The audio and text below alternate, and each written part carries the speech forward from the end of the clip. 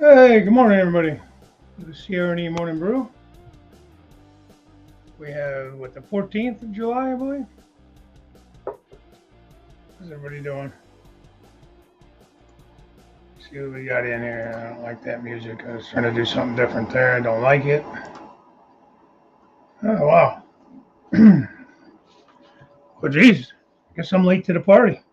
I moved it to 8:45 this morning, thinking maybe it'd be a better time. I feel like I've been just running late in the mornings. I don't know.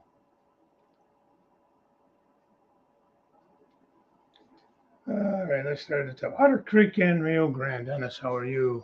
Listening while I do some track work and bench work. All right, perfect.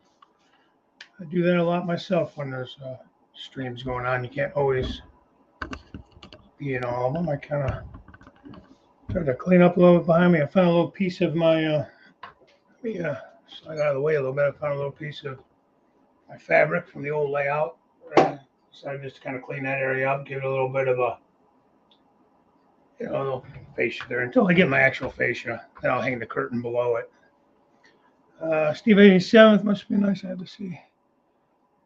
Oh, you're talking about to Dennis, yeah. What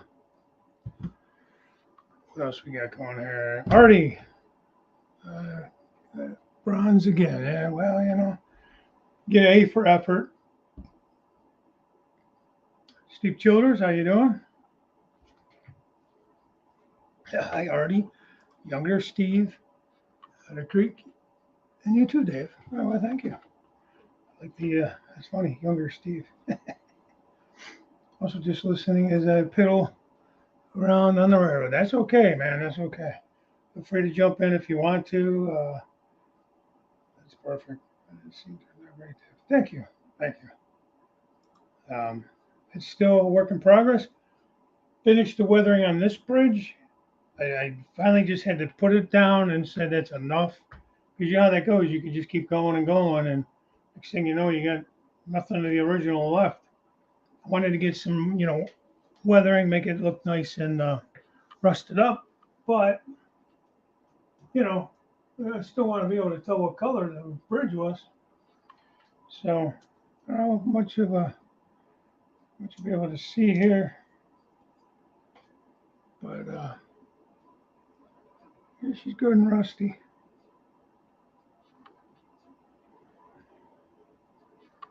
So you kind of lose it when I turn it in the camera. So happy with it. Very happy with it, actually. I'm going to start on this bridge. Maybe today, later. I got a haircut today, so I won't be on real long. No marathon today. But should be able to do some work on that bridge over the weekend. My goal is to try to get it done within this next upcoming week. This coming Tuesday is going to be Robert the Flying Crow on Track Tuesday.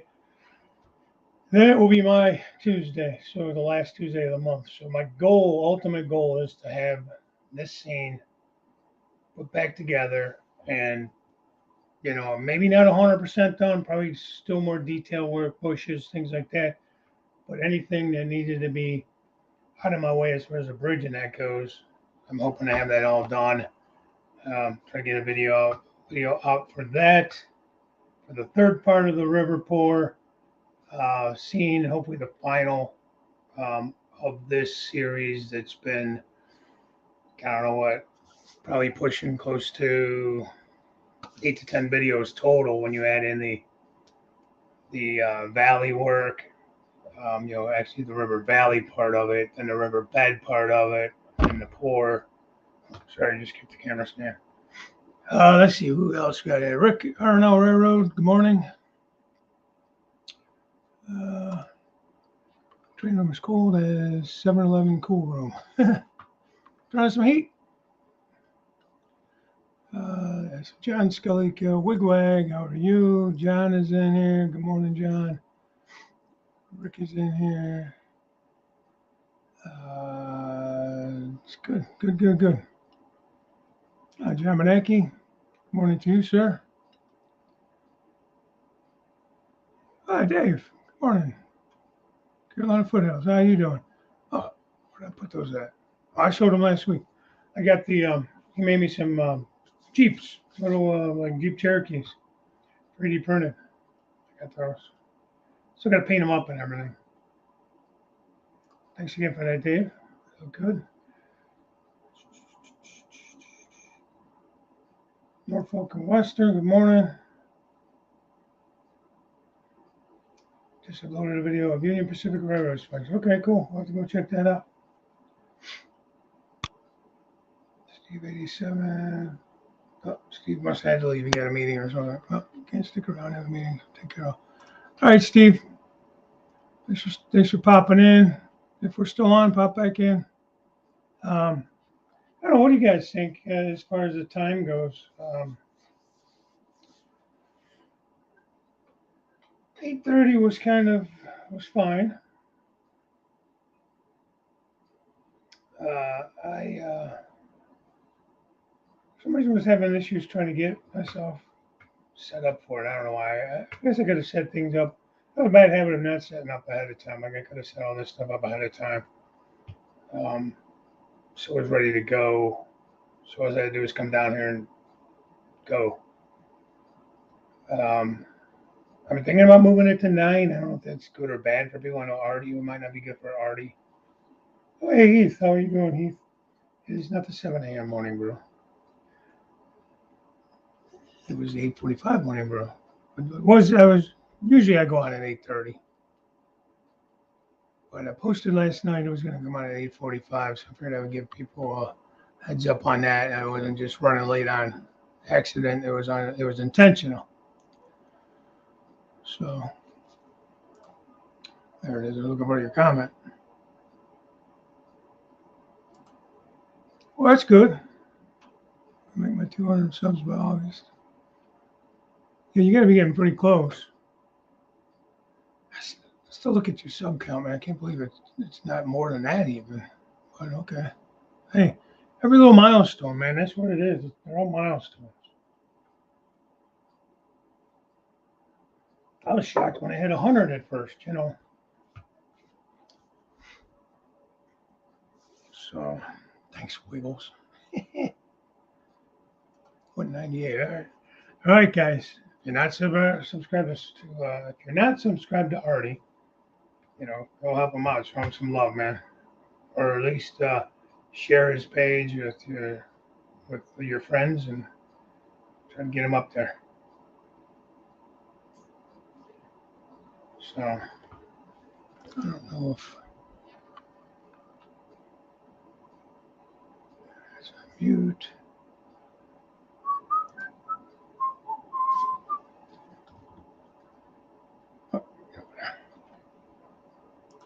I bet they about setting me up. Oh my God, I cannot talk today at all. Worse than normal.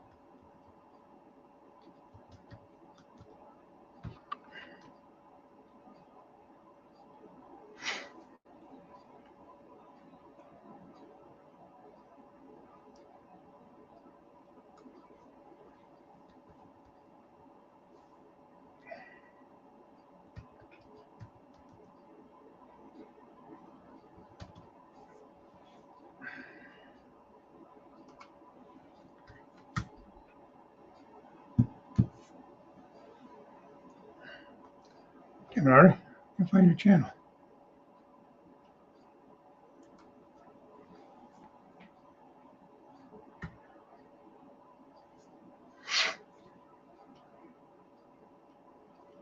Now I'll look for it.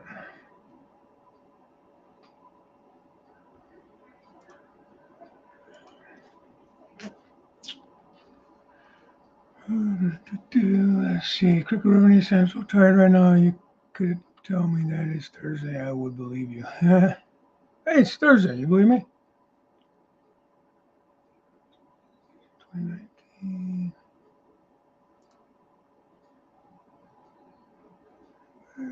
She went to the bathroom last night at 4, and we were very excited. It's good. It's good.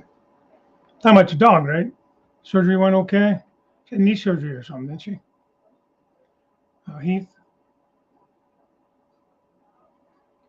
It's good news, though. All right, there you go. Hardy, Mike just gave you another one.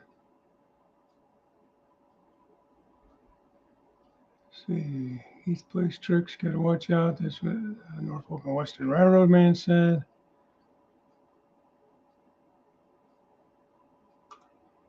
All right, like another railroad spike video. All right, buddy.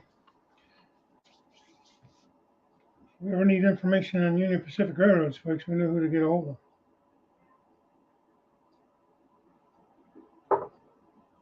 Ah.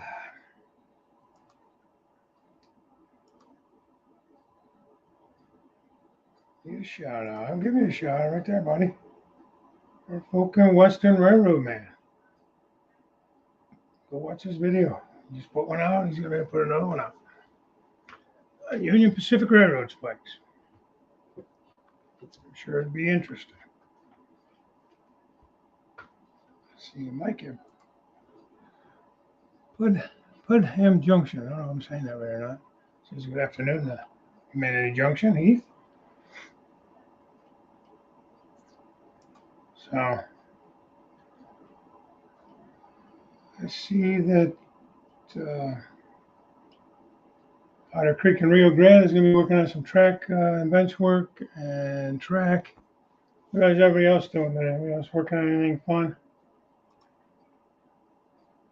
Today was Wednesday all day.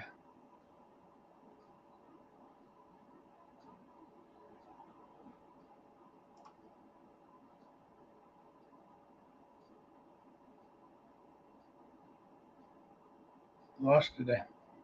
That's how it usually is on the holiday week, like with 4th of July being on Monday a couple weeks back.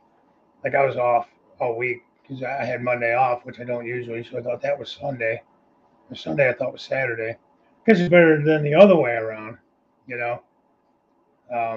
Where you think it's Saturday and it's actually Sunday or whatever, you know, and you lost a day somewhere, that's worse. He says he's working on sleep. I bet one.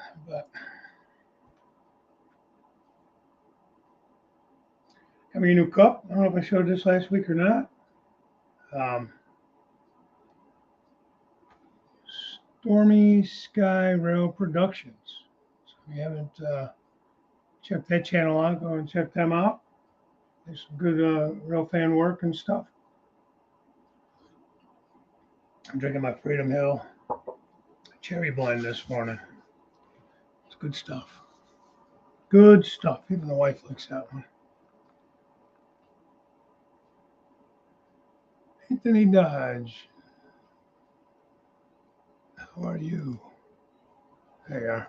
How are you doing, Anthony? Thanks for stopping in, bud.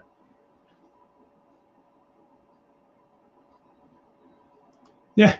Yeah, I mean, it's crazy when you have that happen. Weeks like that where, you know, hey, Boxcar Jerry. Or Jerry. You know, when you just, you know, can't figure out what the heck day you got going on there.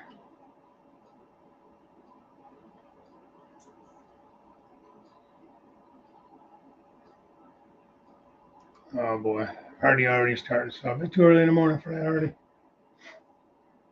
I thought Anthony was retired. You don't have to go to work, right?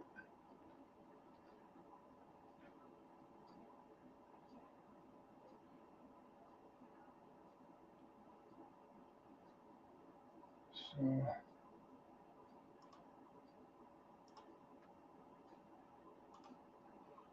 not a whole lot going on this today, really. I spent a lot of time. I spent a lot of time in general, but I spent a lot of time Tuesday, basically all day, to get that bridge finished up with the weathering. And like I said, I got the other half to do still, but it'd drive you half nuts. Because as soon as you think you got it, you find another spot you missed.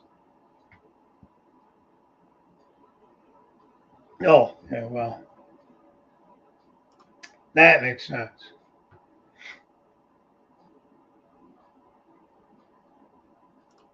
You're going to babysit the grandson again. What do you guys keep him for, like an extended vacation or something? Did you come by for a week or so, or just for a weekend, or what do you guys do? It just probably varies.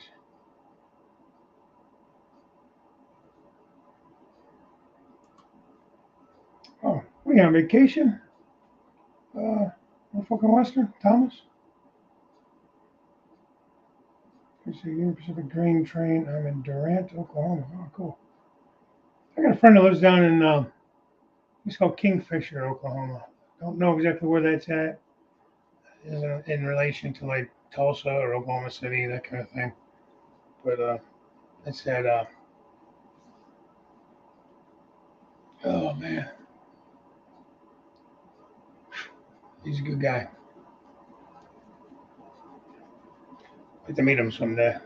I got a lot of guys I'm friends with on here that want to meet all you guys. I met a lot of you, but hopefully as the years go on, we can all slowly meet each other.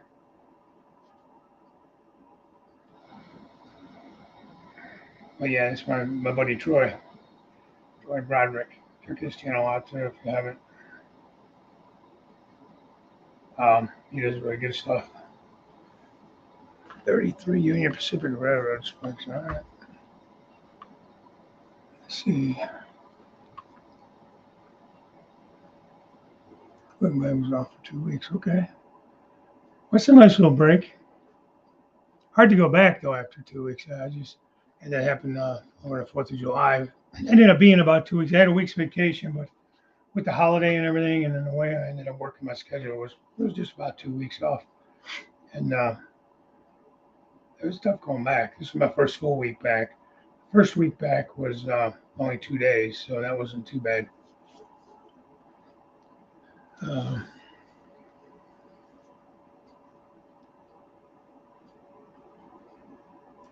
Yeah, he works for his daughter too. He's paid lots and lots of love, and I might feed him too. That's always a good thing, man. Sometimes that's better than money.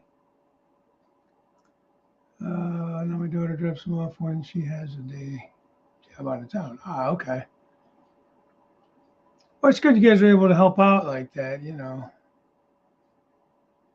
Yeah, I agree.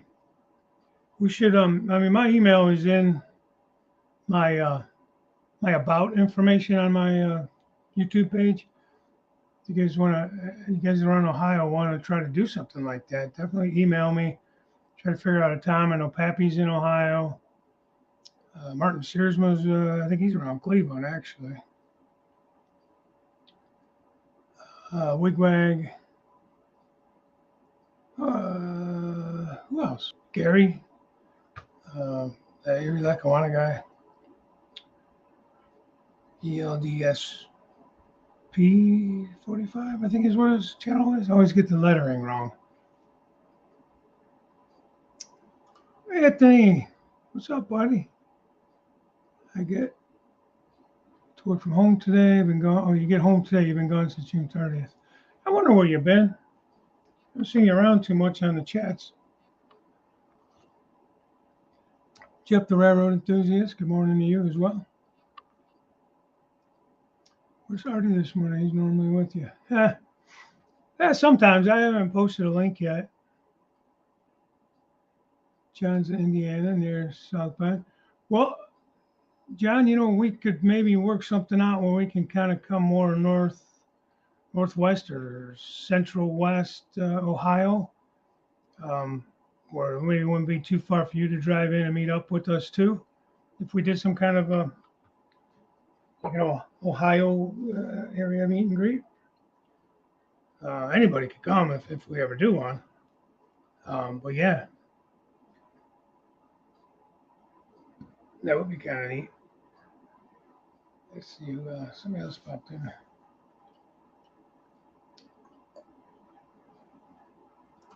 I don't know if I'm in the mood for Artie this morning. Just kidding, Artie.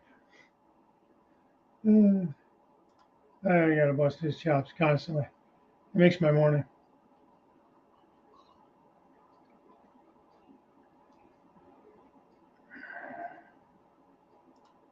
Yeah, I'm not to that point yet. We don't have any grandkids. I don't see it. Yeah, there it is. I was just talking about you. He's down around Warren, in the Warren area. I always get your call letters wrong. ELSDP. I think I had it all backwards. But I think everybody knew what I meant. I know you as Gary. Everybody else knows you by your call sign, probably. Call lettering and stuff. But he just came by a couple Saturdays ago. He brought me those display units, which I still have to put up. Waiting for my brother-in-law to have a free minute, or Gooseland. Justin, just no, Justin's not too far away either. Whichever one's available first to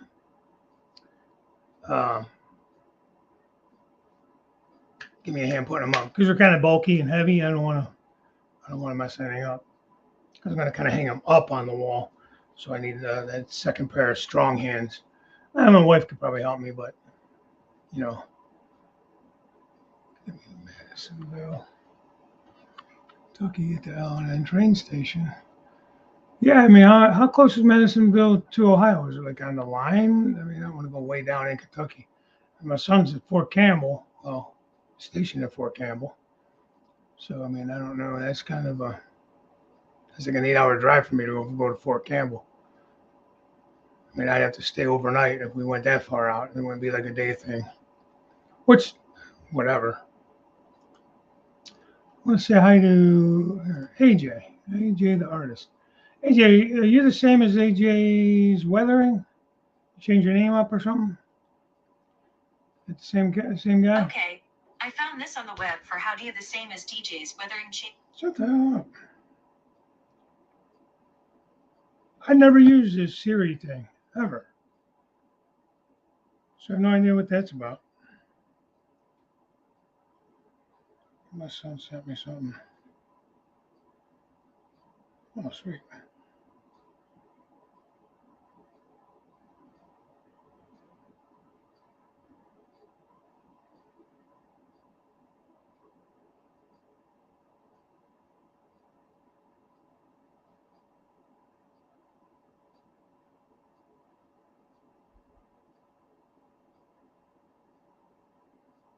Yeah, he just texted me. He's in Romania, so I wanted to text him back. Sorry about that, guys. There's definitely a lot of guys around the Ohio area that we can get some kind of something together.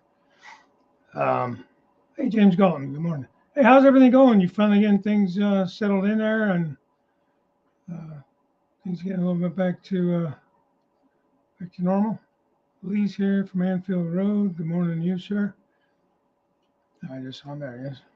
I'm out train crew. How's it going?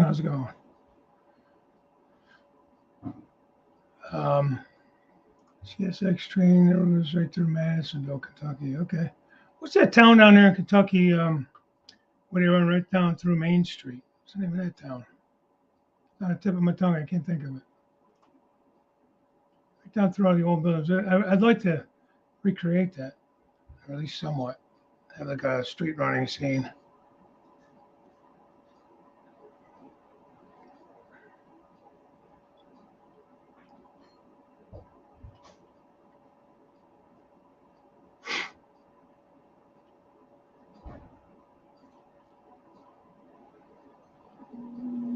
Thanks, AJ. Check AJ's channel out there as well.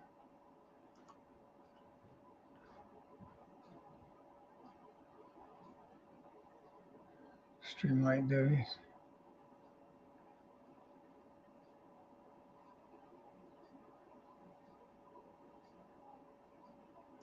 Oh, okay. That would be a good place to meet. I've gone to that train show. It's not huge. Well, are you talking about the one that's at the station? We have one that's actually in the old station there between the diamonds. Is that the one you're talking about, Wig Wag?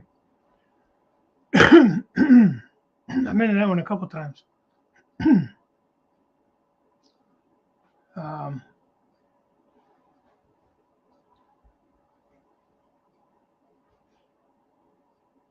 I love Marion. You don't have to twist my arm to go to Marion. I've gotten so much good footage there. Just a cool place with the double diamonds and stuff. Diamonds on both sides of the station, and you get Norfolk Southern and CSX through there.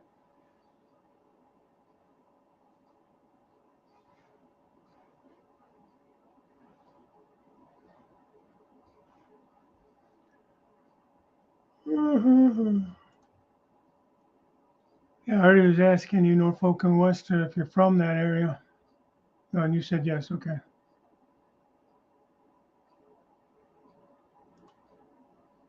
What did I hang up there in the river? What do you mean? Oh, I just put up a curtain, Anthony. I found a short piece of the curtain from the old layout, so I just put it up just to kind of hide all the nastiness underneath it. Figured give it a little bit of a finished look until I get my backer board and everything. I gotta go buy a couple sheets of that and then cut all that out, So that may be a minute. We'll see. Right now I'm concentrated on, thank you, LaGrange virtual rail cam is yes. It was right on the tip of my tongue, man. Couldn't think of it. Let's see here. But that is kind of the idea. I would like to do a little section of street running, whether it be on the upper level or the lower level. I haven't decided yet. I'll plan that, probably be the upper level, because I'll plan that out as a lay track. So it won't be, my son's killing me this morning. It'll be easier to do it while I'm laying track than try to plan it and do it afterwards, I think. Maybe it won't really matter.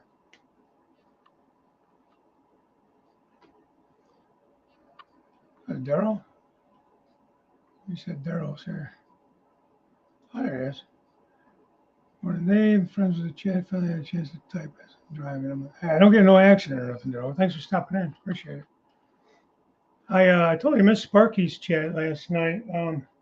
Wednesdays are tougher for me. If we don't have a morning meeting, I have to go in an hour later, and then I end up working an hour over. So the whole shift pushes back an hour. Instead of 5:30 to 6, I'm 6:30 to 7. If I'm lucky, I get out on time. So by the time I got home and everything, I totally forgot that he was even on, to be honest with you. By the time I got home and settled in and ate dinner and everything, it was, normally I have enough time to do that. Even at 6 o'clock, it's a little harder. But I did watch a little bit of it back this morning before coming on here. Like Vinny was looking good. Looked like he was in there. It was good to see him. Sparky's building his station there, so he's going to scratch build that. And so Vinny came up, gave him some pointers. Frank, Steeler fan Frank was on with them as well. I got to meet him over at Strasburg. Anthony met him too. He's a good guy. Even though he's a Steeler fan, he's still a good guy. But so yeah, I'm gonna finish watching that from yesterday. Okay, that's a good idea. I know Pappy does that too. He paints his channel name on rail spikes, and anytime he goes somewhere in rail fans, he leaves a spike or two, and in hopes that somebody will pick it up and check out his channel. Can't hurt. I mean, how can of paint and paint your name on it, and you get so many railroad spikes, dime a dozen. Most of them aren't special. Norfolk and Southern, or Norfolk and Western Railroad man has found some good ones, extraordinary ones. But most of them are not anything special. There's a railroad spike. There's a bazillion of them, that you find along the rails.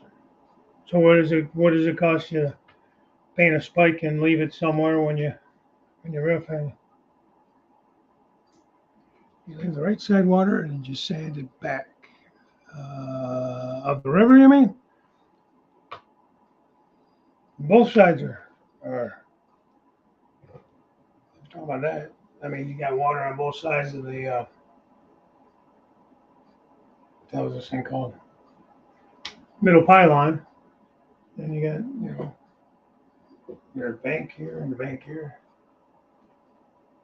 If you're talking about up that way and back the other way, that's not a river there. That's just going to be terrain and whatever. So I just missed LaGrange and 09.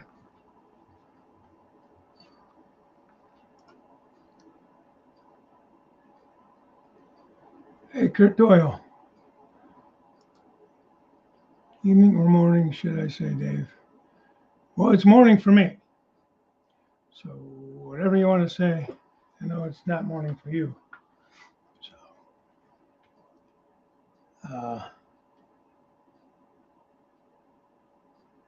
yeah, Mike was asking about the water. Did I answer your question, Mike? At the front right side. So if you're looking, so over here, this side.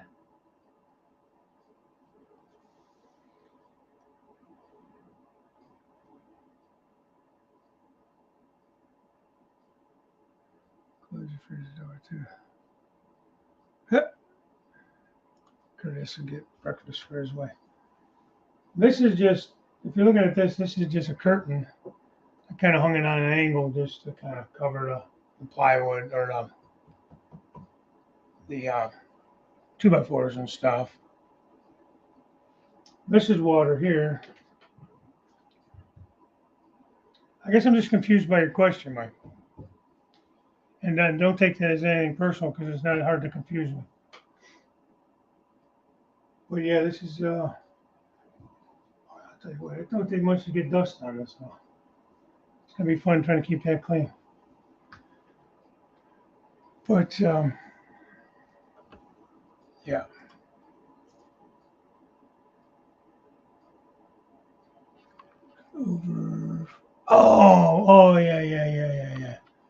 There's an overflow went slightly more right by about 30 millimeters.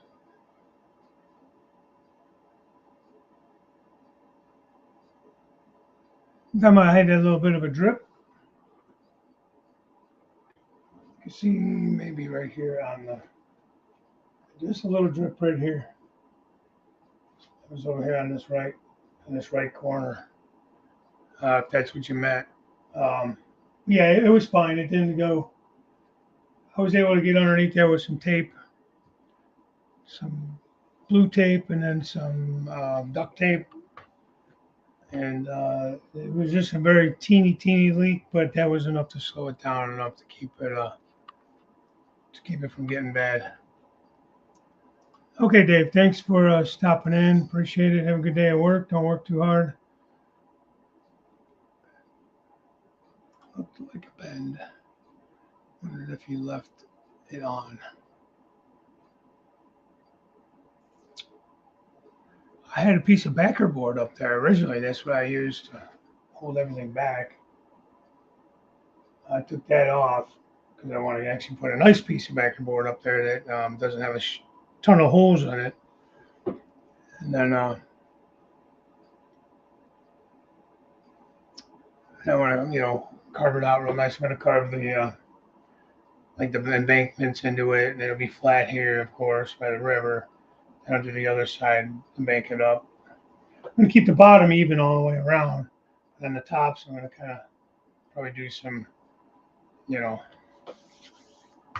cutting it out to match the terrain. I like that look. So what I'll do is I'll just decide on a set height, like on the main area, decide on what I think I want the underneath to be, keep the bottom level. I'll just leave the tops high for now. And then as I do terrain, and as I get to those areas to work on it, I'll cut those areas out with a jigsaw or whatever to match. Just pull it down, draw it out, pull it down, cut it, and put it back up or whatever. I'm trying to decide on a color. I'm going to stay with this blue curtain. It's like a dark blue because it goes with the gray in the room, I think. And I have a bunch of it, so I probably don't need to buy any more. Maybe a little bit, but we'll see. Like the peninsula, I'm going to cover for sure. The area where you first come in where the drum set and everything is, I'll cover that. Probably do something here with the river scene. And if I need more, I'll just pick up some more. But I should have plenty because the old layout I had covered completely. So it shouldn't need a lot more, if any. So, okay, Anthony, Dodge, take care, buddy. Have a great day. Enjoy the grandkids. Uncle Boss is uploading that railroad spike video now. So when you guys are done here, we'll go check it out. And Sue and I get to scenic. We'll be happy if we get 50% of your standard. I mean, of what I've done, you mean? Oh man, well, first of all, thank you. If, I'm sure you'll do just fine. Just, you know, there's a ton of videos out there as far as how-tos. I've got some on my channel. If you want to look at those, if they're helpful, I don't know, but it's just what you're, you know, it's, for me, it's what my eye likes, what my eye thinks looks good. If you really want to get picky with yourself, which is you're going to be your own worst critic, and you know that already. Oh, thanks, Hardy. I like the dark blue too. Just talking about the curtain. Think what has helped me in the past, help me or hurt me, I don't know which, however you want to look at it, is I'll take a picture of it, and then you can blow the picture up, and you'll see where your imperfections are. You'll see if it's noticeable from, you know, the 3-foot rule, or if you can live with that, if you're happy with it. Like the bridges, I probably went way overboard. I probably did not have to weather things as much as I did on that bridge. Like I said, from this angle, you're going to basically see this side, some of the ends, of course, and the top. Maybe underneath, if I took a picture or video from like down on the river bank looking up. But I do eventually want to run you know, like a little cube camera on a flat car and do like cab rides and stuff like that. And eventually, I actually got that camera. I just have not had time to play with it. I've been spending all my doggone time on this bridge. So what I'm getting at is a picture, you know, they say a picture is worth 1,000 words, I guess. You know, it really shows anything that you missed. Like, 'cause you may be looking at it and you don't see it, but when you take a picture and you blow it up, you can really see.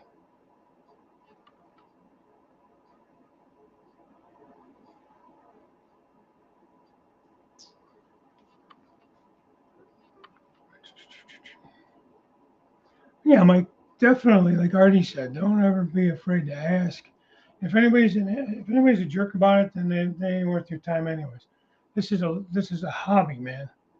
None of this. It's a hobby. You gotta have fun with it.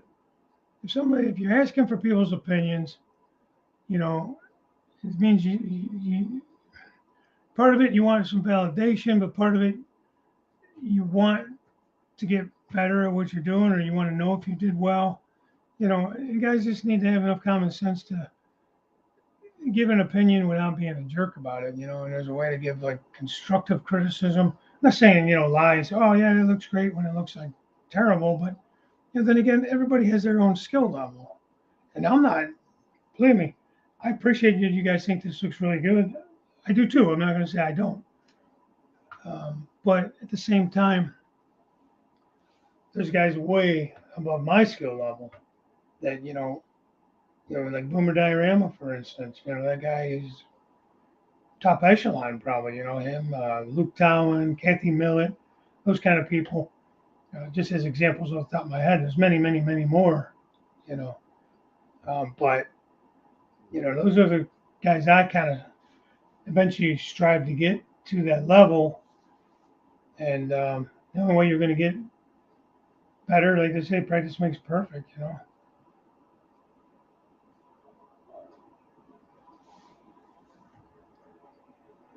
Yep, I agree, Artie. Sometimes you just get so focused, you got the blinders on, you can't get out of your own head. My buddy Darren from B&H Railroad, we talk about that all the time. Sometimes we just get in our own way. Like you're just so focused on something and you just can't see what it is that's not working. Or you're looking at it and you think it looks or works or looks or whatever perfectly. But like when he would watch the same thing I was showing him, he's like, oh, well, that doesn't look right. That looks like the track is kinked. That's why you're having an issue. You can see the kink right here. And I, point it out. Oh, I didn't even see it. I'm so used to just you looking at it and looking at it and looking at it. And your eye just passes over stuff sometimes. Oh, yeah, Jason Jensen's another one. That does some great work. And he kit bashes or scratch builds everything. And then, why can't I think of that weathering guy? What the hell was his name? I couldn't think of it last week either. I feel like he's from Canada. Could be wrong.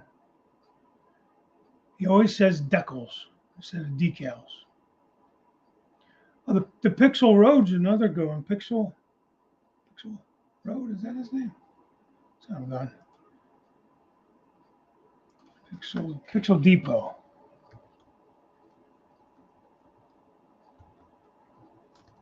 Let me see if I can find it.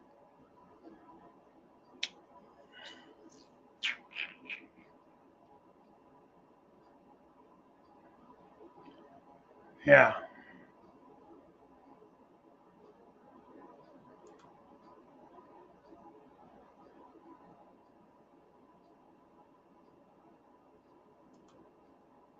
I'm going to get you guys a link here in a minute. I'm not necessarily saying he's like a master modeler, but he does good work. And he has some really good ideas. He did a whole series on making signs on your computer for like your buildings and stuff. It should take you to his main channel. My God, what is the name of the other guy?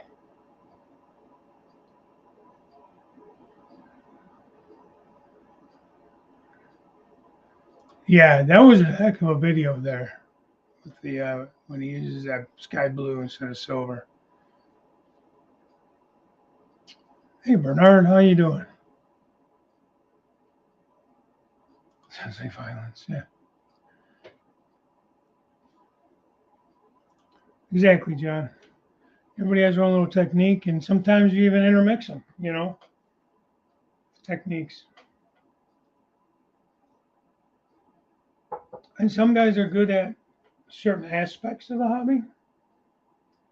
Wiring, decoder installs, all that technical, high-tech stuff. Other guys are good at bench work, and incredible bench work, and track laying, and scenery. Some guys are just good with scenery. Airbrush to highlight scenery, for example, dirt road highlighting. Yeah. I got to get the airbrush out. I know Jerry was saying, why don't I just do the rust and stuff on the bridge with an airbrush? I just,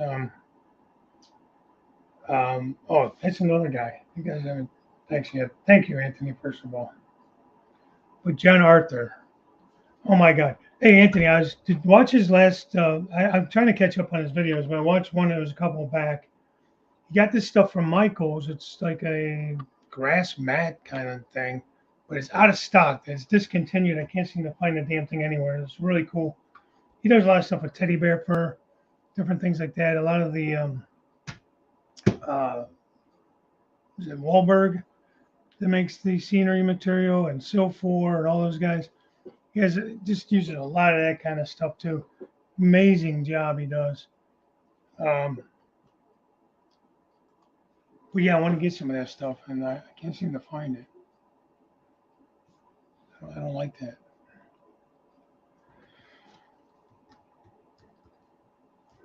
Okay, Dave, why can't you ever type?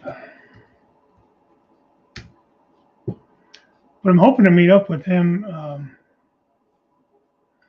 don't think I typed that in right.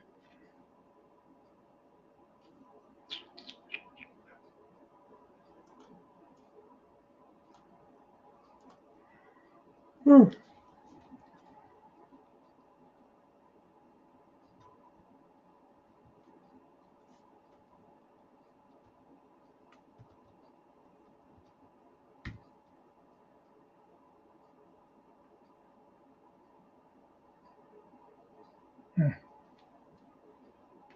Doing all right.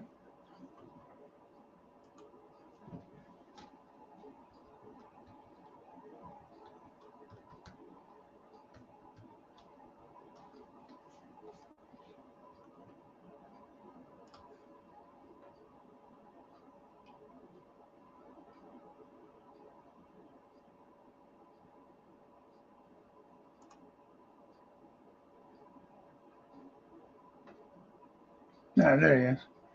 Amazing, amazing work, guys. This guy. Let me, if you haven't seen him, go check him out. I'm gonna post it here in a minute. Let me get back to StreamYard.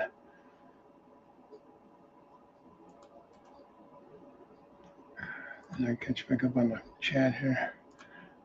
Yeah, go check. If you guys get time, check this guy out. If you haven't subscribed to him, if you like what you see, go ahead and subscribe. Leave him a comment. Just amazing work. I mean, honest to God, Anthony's not wrong. He just does so much stuff. You know, see, two airbrushes with two different size tips, one for the fine lines, one for overall coverage.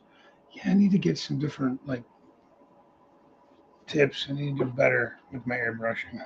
I want to get better with it. I do like the idea. I saw that it was somebody else. I think he was from someone in Europe. Again, I watch all these different things, and I can never remember their damn names. Like it's in my watch history, I'm sure, way back somewhere, but just finding everything is insane.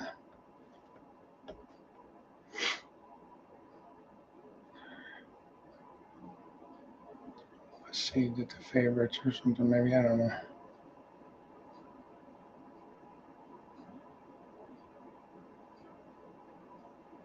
I don't know. I got 5,000 liked videos, so kind of knows where the hell it's at.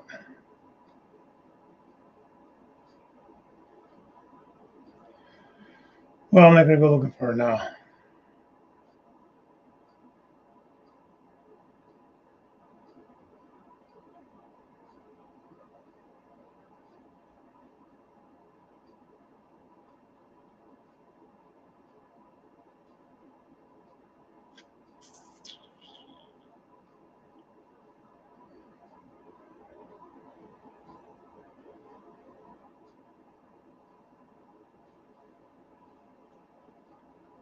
I don't know.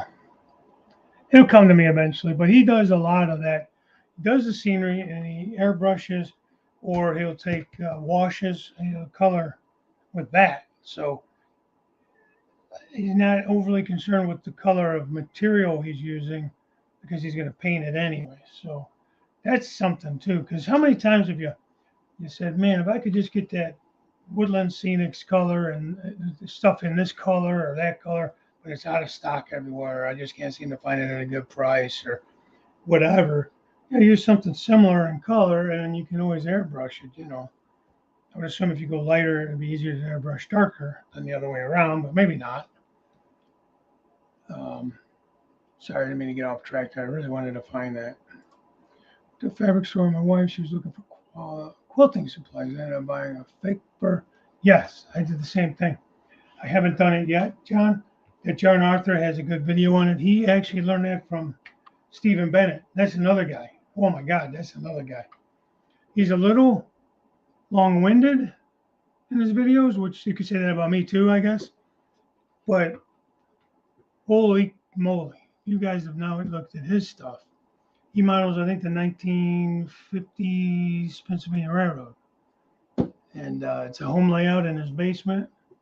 Like his son just got a job for Norfolk Southern, I believe, up around Erie, PA. He runs over to Conneaut, Ohio. And he says all that in his videos. I don't know any insider information. It's all in his videos. Excellent modeler. He's done stuff with the teddy bear fur. In fact, he's the one I think John has told me that he learned that from Stephen Bennett. So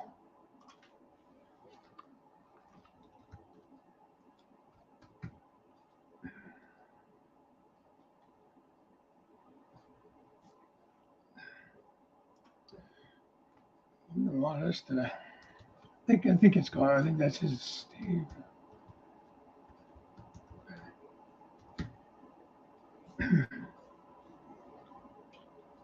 Yep, there it is. You guys got like almost 21,000 subscribers. Wow. It's awesome.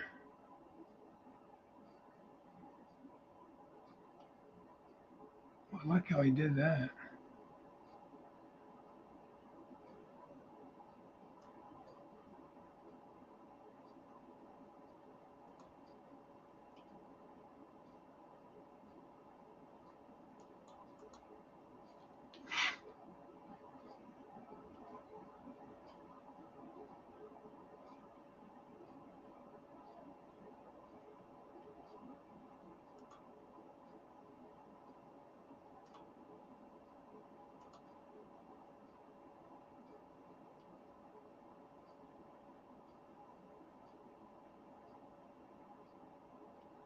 Trying to see if I can actually find the video in his playlist.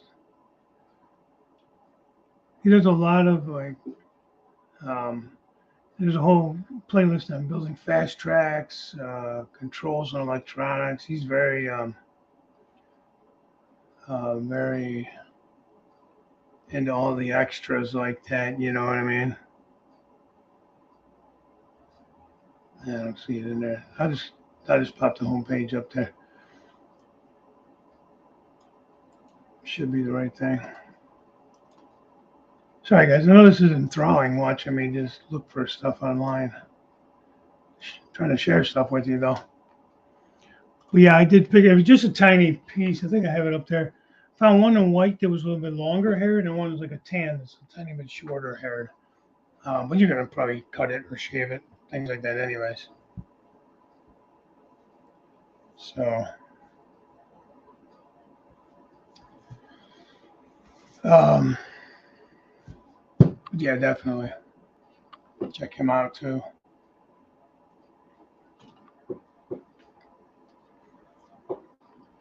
Modeling Adventures with Bill. More stuff for me to go look at. Plastic sheets to create concrete. That'll work. You guys have seen my bridge build. I bridge over the lift gate. Let's see if I can show that. Some of that styring. I'm going to move the camera, guys, so I'm going to get sick. If I can get a little better shot here. I don't know if I can or not.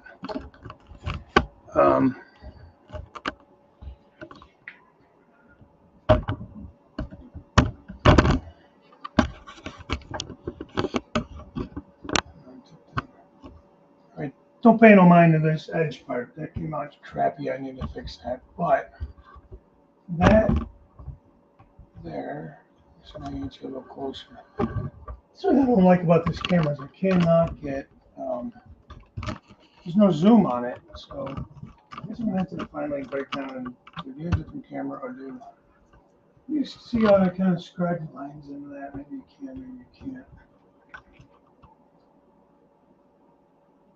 Above the graffiti there. Let's see a better edge here, maybe. A little too close, Dave. You can't really see it too good. Anyway, sorry, I'm gonna make a mistake, but I did. Copter cam.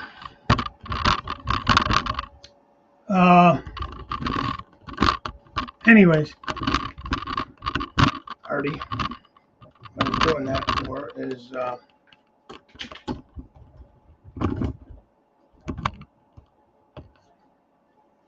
was for sale signs. They're a little bit thicker for sale signs. Those type of signs. It wasn't for sale. It was something else. That might have been for sale. Those were actually yellow. I had to paint them with spray paint. But that being said, that's a cheap way. It's another bargain kind of way to get styrene, especially if it's not going to be your final product. If it's going to be your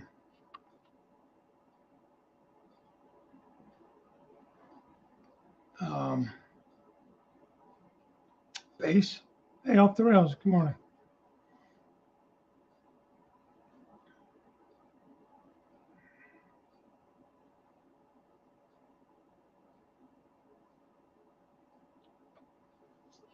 Well, maybe I like my concrete nice and white and clean.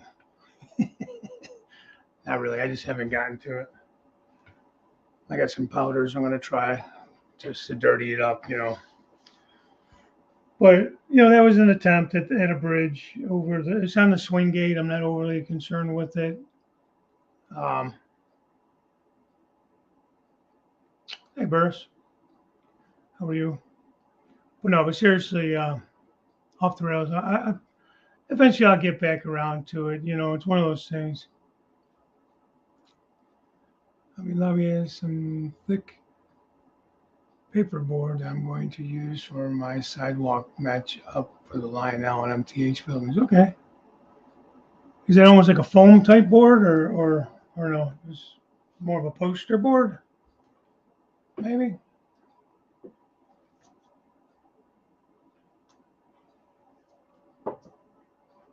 I like the foam, those foam sheets. Stand by, let me go find these things. I got them right here.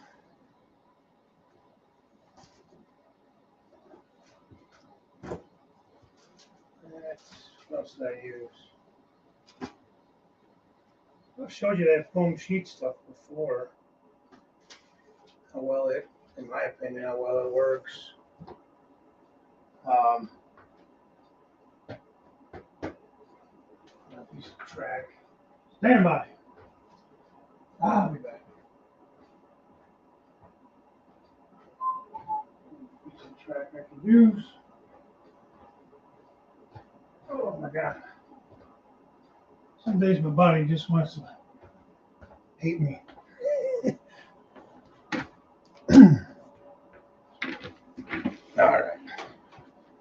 All right, I'm back. Oh, you missed me. So, hi, Iron Horse. How are you? How is it going? Thanks for stopping in. So, Artie, what I was saying, now this, you can get these at different thicknesses. First of all, this is for you, Artie. No trespassing. No trespassing. But I don't know how thick it is. I don't know where my calipers are at. But it's a decent thickness. Okay, so it's pretty strong. It's plastic. So, I mean, this would maybe be a good material for like non-discriminate building walls or something that you're gonna do plastic sheets of baby. And choose any wood, wish it on anyone when you can't even stomach a train bid. You know it's bad. Oh yeah. Yeah. Sorry, I've been 3D printing my sidewalk. That's cool. I don't know. I told the wife that's what I want for Christmas. So I'm gonna, when it gets closer, maybe end of the summer, I'm gonna put up maybe I don't know if I can put up a poll. I gotta research the different types. I don't want to. I mean, obviously, I don't want to spend thousands of dollars, but I think I want to go with the resin, which I think is going to be more expensive, but I could get more detailed items out of them. Because I think you have to do like a wash bin and all that kind of stuff with the resin and that too. Don't quote me. I haven't researched a lot into it. Maybe somebody like yourself would be able to give me more information on that. But I know Jim Tedesco, he uses the filament, which is fine.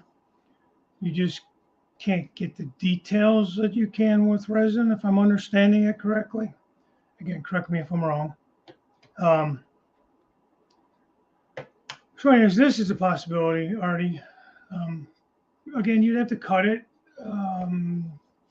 nice and straight. You know, that's always the problem too, getting things straight. This is what I've used to this point on my roads and that. I didn't want to go with plaster and smooth it and stuff because it's just so messy and everything. But this I got at Walmart. When I got them, they're about 33 cents a sheet. I think they're a little more now. Obviously, everything's a little more, but it is literally foam sheets. Okay. Cut them down. Different sizes. Got it to fit. Now this is code 100 rail. So I think you could get these sheets in different thicknesses. It doesn't say on here the thickness. I don't believe. But that fits right in between the rails. You can't even see. It does not affect anything. The only thing is you may have to tip your pins up a little bit. But you may have to do that in any kind of crossing if they hang down too low. With that being said, I've showed this. Let me get this out here so I can actually lay the track down. I'm being kind of more smart later. You could take this foam and butt it right up to the side of the rail. Can you see that? Kind of, this thing's not going to stay as flat as I wanted it to. All right. Actually, let me do this. So that one's in between the rail. I'm making a crossing is what I'm trying to do. But this one right up to the ties. Now again, this is code 100. Code 83, it might be too tall for. So I don't know if this comes in a thinner sheet. Then you could go over top of that with this one where you set that right over that and up to the rail. And it's a little bit wonky because of the way this yellow sign is I'm holding it on. But honestly, guys, I've had no issues with anything derailing. Of course, you cut the one down the middle of the rail, so you leave flange ways, of course. But it literally is perfect height for a crossing. So just a little how-to, or how I do this morning, because I can. But, and again, it's code 100, so again, it might be different. For code 83, it's going to, code 83 is obviously the rail isn't as high. So anyhow, there you go. I use that, and the nice thing with this is you can paint it. I've spray painted this. Don't spray paint it heavy. Give it light coats. Let it dry. Give it a light coat. Let it dry. Craft paint is fine on it. I've taken my ruler, and honestly, you don't even need to use a razor. You can scribe it. Take a lead pencil or whatever, or yeah, you can do a pencil. You could use a razor blade, the back of a razor too, and you scribe lines in it. You go back in my videos and look at my city street, my downtown city street from the old layout. That's all done that way. My fueling island was made that way. The concrete pads going up to my engine house and car facility was all made out of this stuff too. I like it. It's clean. It's neat. Don't make a lot of mess with it. I glue it down white glue. Could be off the rails. Could be. I didn't come up with this method. I saw it somewhere and incorporated it into my modeling. So that's how I do it.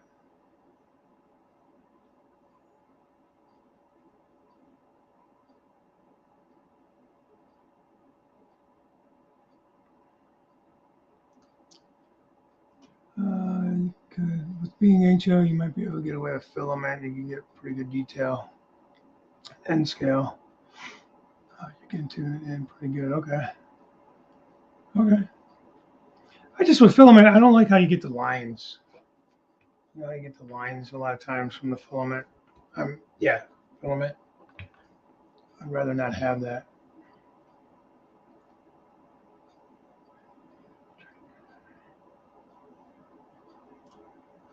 Might be going rail fanning at a train yard today. I think this weekend. All right. Where are you going? Any idea? Help. I'm going to get a resin to go along with my filament, I think. I don't know, I keep trying to read the little screen when I can read it up here. I think one is better for some applications, one is better for the other. Resin for details. Yeah. Well, if I can only get one, if I could get either one at similar costs, I think resin is probably going to be more expensive, but that's just it. I don't know enough about them as to what to buy. Like I want something beginner that I can use easily and not get too confused with to learn on. But at the same time, I want it to be good enough that it's not a waste of my money either. Like down the road, I would probably want to upgrade to something more high end, but or higher end. But at least in the beginning, I need to be able to have something that is easy enough to use, easy enough to understand, because they're going to have to learn how to do all the programming and pull all these different files and everything. And that's all like a learning curve for me. I'm not very computer oriented and stuff like that. But I have come to the conclusion that there's just so much out there that can be printed that, in the long run. Oh, hey, Rick, I missed you there, buddy. Thanks for stopping in.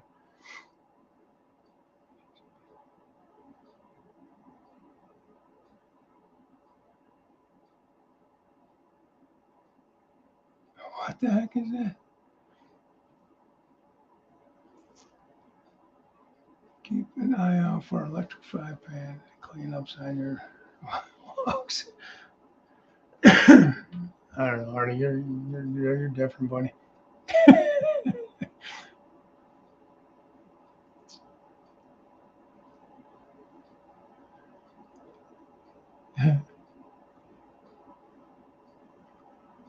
So I'm just trying to catch back up on the chat here a little bit. Greg, glad you're on the car. Yeah, off the rails. Yeah, definitely glad to see you feeling a little better, bud. That's yeah, that can be hell, man. You get that. And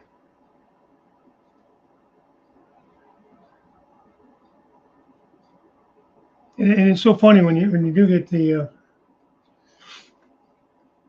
I don't know. I'm afraid to even say the damn word of it. You know what I mean? When you get sick with the pandemic China flu, I probably can't say that either.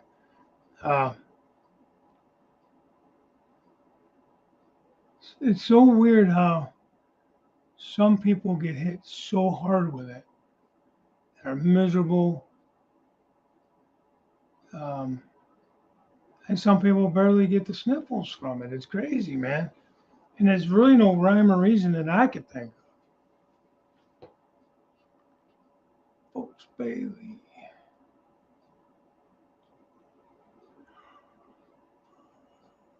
I see I'm with you on learning. I've got to get this one the kids brought me up and going. Oh, so you have one, you just have to get it up and going, figure out how to use it. Jim Tedesco has done a lot with his filament printers. He's pretty knowledgeable on that. Is it Dwight? Is Dwight the other guy who's pretty knowledgeable on it? Dwight Curley. Is he the one? Or is it Dwayne? Maybe it's Dwayne. Hey, Lynn. Morning. Called out of bed, still wiping out the sleepers. Yeah, that's okay. I don't know if I'm going to stay on a whole lot longer today. Yeah, it's Dwight. Okay. So I got some things going on this morning. I got a haircut at about 11:30. So, and honestly, I don't really have a ton to say today. I don't know. It's just one of those odd days. But I definitely do want to get the 3D printer. That's the thing with this hobby. There's so many things that you can. Then you have the initial cost,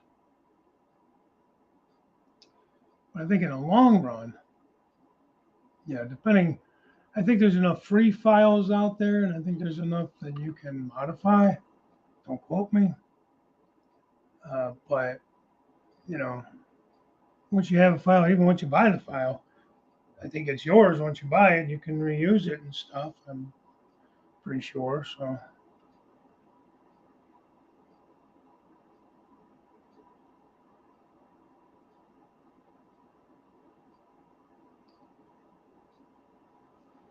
let's see what you're drinking this morning. This is, well, I got a new cup first of all. I'll show you that. That is from Stormy Sky Real Productions.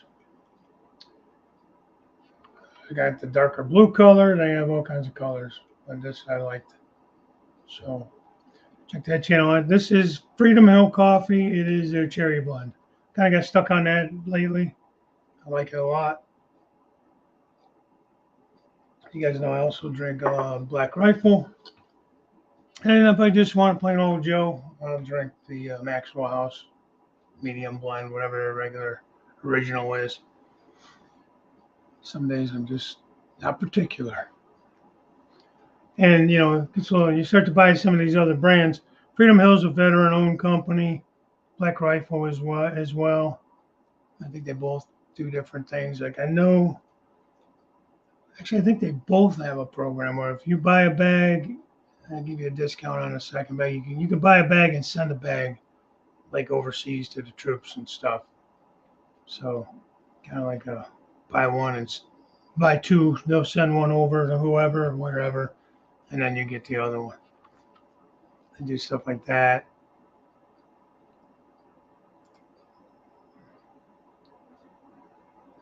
$3D UB.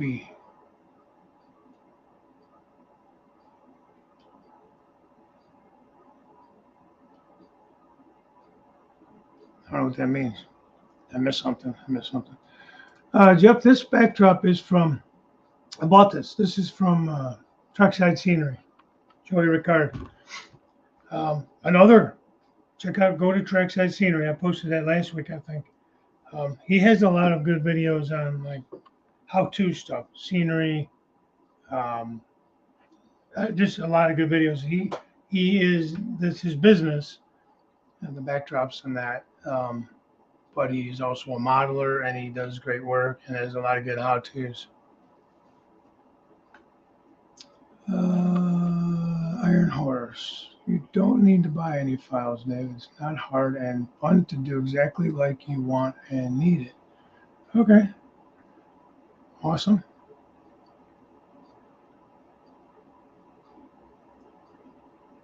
That is good to know. Already has to finish his bench work before he figure out where he has room for the 3D printers. Kind of the same thing here, honestly. I don't know where I'm going to put it. Answer me this, Iron Horse. You said you have a resin printer now. What kind of ventilation do you need for that? Well, actually, either one of them, as far as fumes and stuff. Because I really don't have any ventilation in this basement as far as the room I'm going to probably put it in is where I have my workbench, and that's the furnace room. I think that'll be a problem being in a furnace room, first of all. And then I don't have any windows in there to even think about venting out. Windows all in the basement are glass block. 2 little vent windows, but they're way on the other side of the basement from that. So I guess I'd have to think of logistics and safety in that manner too. I don't know. I know Tedesco talks a lot about just the different chemicals and fumes and stuff. I don't know enough about it.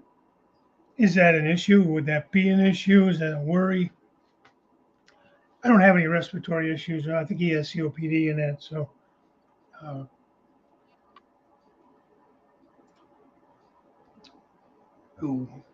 you got to save me some of that Texas pecan when I come down September. I'll save a little bit of that so I could try it, Anthony.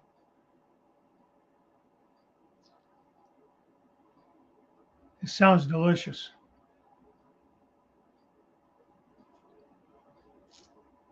Let's see. Good morning. Good morning. Good morning. He says, oh, so you don't have a resin yet. I don't, and won't keep either in the train room due to the mess. Oh, they create a mess. Well, this wouldn't be in the train room. I have a separate room behind that wall. See where that doorway is? That's the furnace room behind that wall. So it's not a huge room, but there is definitely space in there where I can do a workbench and a secondary like table. How do I put it? When you first walk, sorry, I turned the camera again. I guess I could go over there, but it's a pain in the ass. You see the little shelves up there on the pegboard? That's where she had her little lamp sitting there. My son's old Winnie the Pooh lamp. She can't bear to part with that lamp, so I got to store it in the attic somewhere. Anyhow, hey Bernard, that's good. Black Rifle, you're drinking that now. Pack it in the luggage for trips. That's good. I just got a new bag of I like the Beyond Black. It's a very heavy dark roast. I love it. Anyways, so I'm going to keep that pegboard. We got her something different for upstairs in her new crafting room. Right, that pegboard, you can't really see it because of the gate, but there's a little desk. So I can use that desk. And on the wall here, right behind the backdrop wall, is a table. It's a folding table. I think it's 4 or 6 feet long. That I could keep against the wall here and use that as well. So I mean, there's enough room in there to do some stuff. It's not a huge room. You're sharing it, obviously. I'm sharing it with the furnace and the water tank. The gas meters on the wall on the inside of that. Our meters are on the inside here. There's a reader on the outside, but the actual meter itself is in the house. So like once a year, they got to come in and actually see the meter and read it, and it's kind of a pain. Same thing with the water meter. There's a reader on the outside, but the water meter itself is inside, so they got to come and read that every once in a while too. So when I built the benchwork, I had to allow for that to be a lift-out section of the benchwork so that they can get to the meter. That is what it is. You know, this room had a lot of obstacles like that. Let me turn the camera again just because why the hell not? You can see on the wall back there, kind of, where you see a little train on the wall. The scale train's box, it's kind of up right there above my finger. There's a door, a rectangular door. It's cut out for that piece of right there on the ceiling hanging down. There's some ductwork goes into the addition. It's a crawl space. So I had to account for that when I was building benchwork. I have to leave that removable so that if I ever have to get in there to access the crawl space. Let me see my new scale trains. Backpacker set with the 1 containers on it.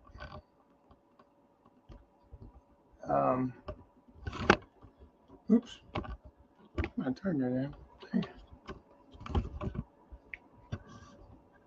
Anyways, I don't know why I did all that, but there was just a lot of obstacles, and it limited to what I could do to a certain extent. That's a lot of room. With the room itself, Flynn, or are you talking about the workroom? I am very fortunate, guys. I've said that from the beginning. I don't have the largest room in town, but I have a good space for this railroad. I really cannot complain. Hey, Chesko, how are you, buddy? Iron Horse, you have my email and address. Or do you have it? I think is what he was saying. I may have missed something. That is funny, man. Use the wife's sewing room.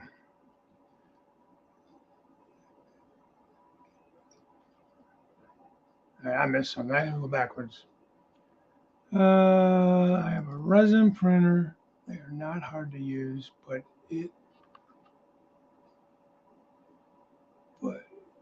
It's the afterprint is cumbersome. That's right, John. He's the Diet Mountain Dew guy. All right. Thanks, Anthony. I'd love to try it. Plan is still to come down September 23rd weekend, Anthony. Trying to still see if I got any extra time off. The weekend itself, I'm off. Still waiting to see. They haven't finalized any schedules and stuff yet for that far out. Artie, she is moving everything upstairs to my daughter's old room. She has like the whole top of the house. So that room is like 24 or 26 long by I think 12 wide. The only downside with that was it was an old attic, so you have like the knee walls are like 4 feet tall, and then they start to kind of angle up, and you got like I don't know 4 or 6 feet at the top that's flat. It's not a real high ceiling. I mean, I could walk and stuff. I gotta watch when I get towards that slanted part though. But it's good for her. She's 5 foot tall. She don't get affected too much by it. Got a nice big space up there for her. In fact, I've been taking away time from this to kind of help her get settled up there, which is going to benefit me in the long run because I can move all my work stuff in there finally, unpack everything, so I can see what I have. I have a lot of stuff that's in boxes still, and it's so unorganized. It's hard to do stuff as far as workbench stuff. Maybe all beat except for Heath from. As far you're talking about small room size, yeah. So Chaska, what do you mean by the after print? Talking about the wash time? Is there like a washing time you have to do?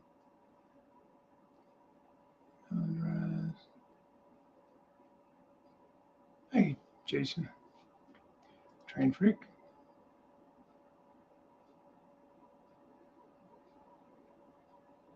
Printing some bobbins and stuff. She don't really sew that much. Your wife has a whole house. You get one room, fair trade, right? I don't know. What the hell are you gonna do?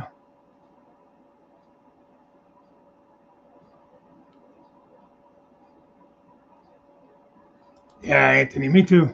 Me too, man.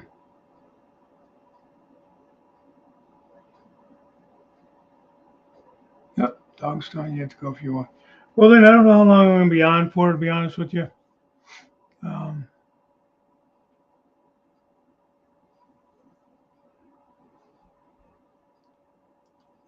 She trying to take your train room space? I'm trying to kick my wife out of the basement. This way I can take over the whole basement. I'm going to get that room, furnace room. One of these years we may redo the one part of the addition into our kitchen, and then the kitchen's super small.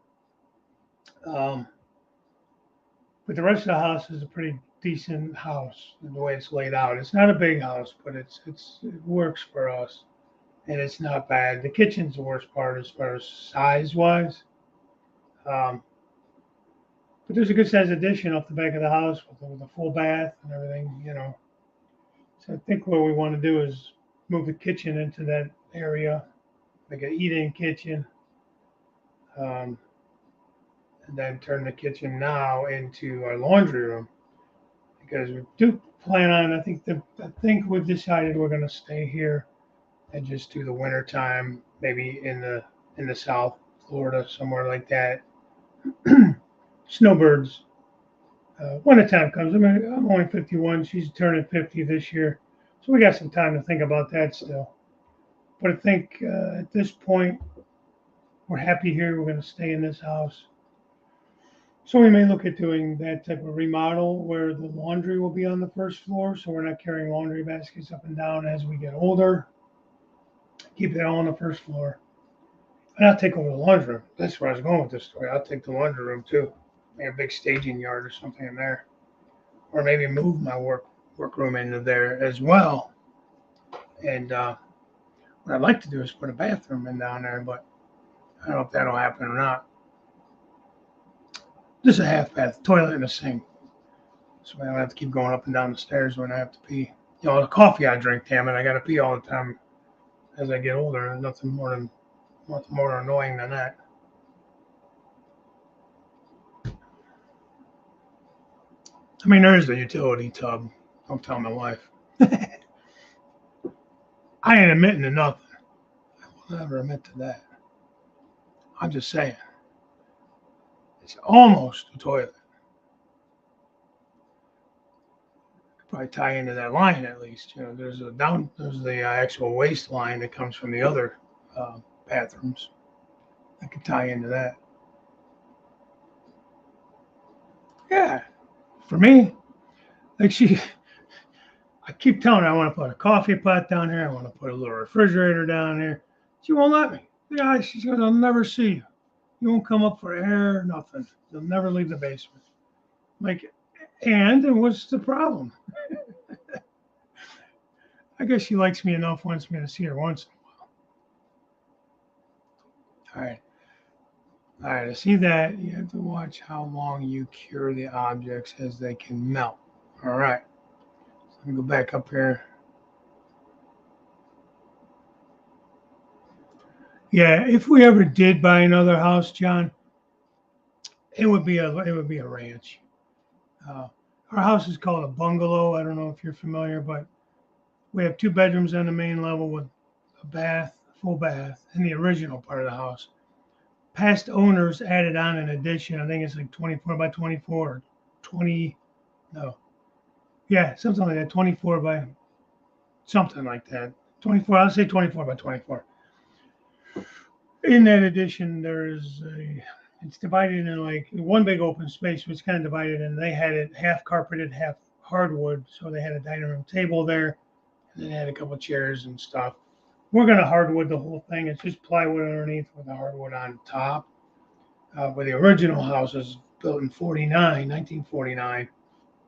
So all the floors are that original pine hardwood, or there's no subfloor. It's on top of the joist. You have that hardwood flooring. When you look at the open ceiling in the furnace room and in the laundry room, it's open ceiling under there. There's no drywall or anything, and it is the original. You see the slotted hardwood floor. So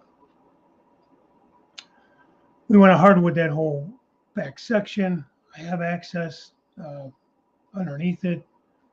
In the very corner of that addition is my bathroom. It's a full bath. It's a shower stall, but it's technically a full bath, sink, toilet, and shower. So I should be able to tie in all those water lines and waste lines for, like, if we ever did the kitchen back there, for your water lines and your drains and stuff like that should be easily. I say now should easily be tied into.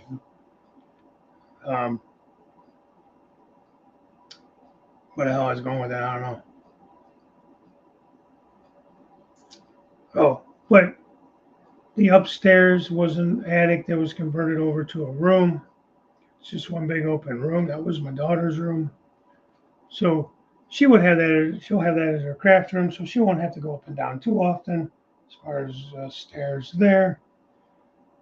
Bringing the laundry upstairs to the old kitchen will allow us to have basically single floor living for the most part. My trains will all be down here, so I'll go down and I want to come down for that. But we can have it where as we get older, the house will be all main floor living. You wouldn't need to leave the first floor to do any daily living stuff as far as cooking, laundry, shit like that, sleeping. Bathrooms are on the one floor. So that's a long-winded way of saying that, I guess. So we have to do some things to get to that point. Right now, we can basically, hey, trackside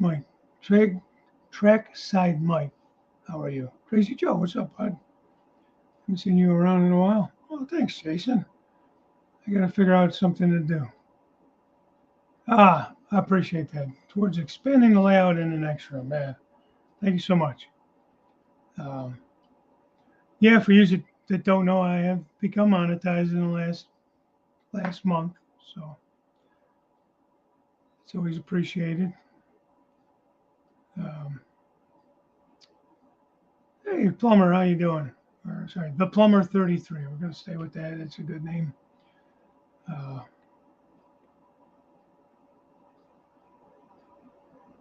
but yeah, so that's the plan. We don't have to do anything. Like I said, other than the laundry, we just have to take smaller baskets up and down as we get older and just, be more careful. I keep jokingly telling her that she's gonna have to buy me one of those stair chairs.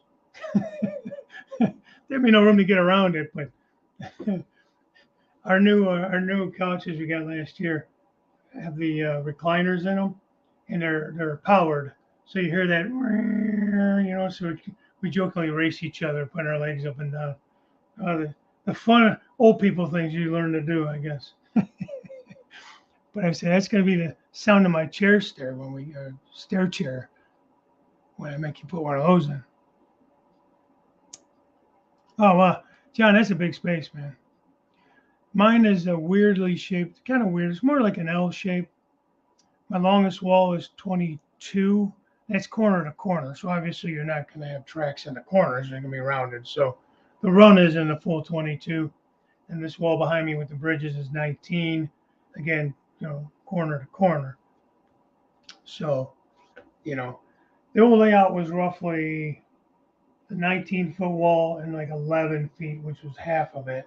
And then I inherited from my son when he left. His drums were in like basically a 10 by 10 area, give or take. So I inherited that area as like part of the L. But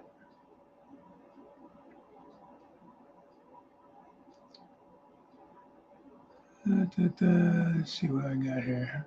Again, thanks so much, Jason. That's awesome, man. You didn't have to do that. I appreciate it, though. I'll fit a dumb waiter. Afraid to get a dumb waiter, man. She might replace me. She keeps threatening a pool boy. I'm like, I just want the pool. You can have a pool boy. We getting a pool.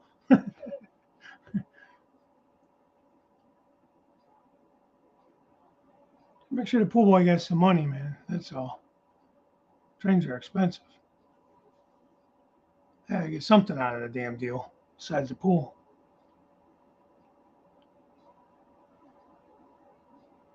Nah, I got a good one, man. We got a good relationship, man. We married 95 we got married. So was that October? So is that 27 this year? Math is hard, guys. I keep telling you that. Don't make me do math. But we met in 93, so we've known each other almost, it would be 29 years we've known each other, I guess. So I'll start trying to find the information out on this 3D printer. Chasco said something about you got to watch how long you cure it. So after you make the resin prints, Chasco, you have to put it into some type of, I'm going to call it a wash, a bath. Is that clean it, cure it? Is that what you're talking about?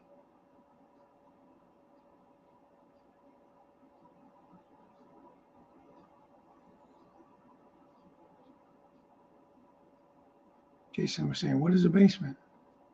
Yeah, we have those up here in the north. I don't know what you guys do down there. Would be a tornado shelter, cellar.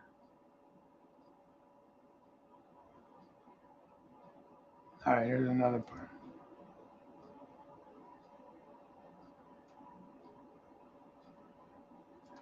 part. Jason. Well, yeah, you're talking about the laundry room? I'm getting the furnace room. I might still see this back corner behind me. Come on, finger, find me. Right there. That corner. That wall is drywall.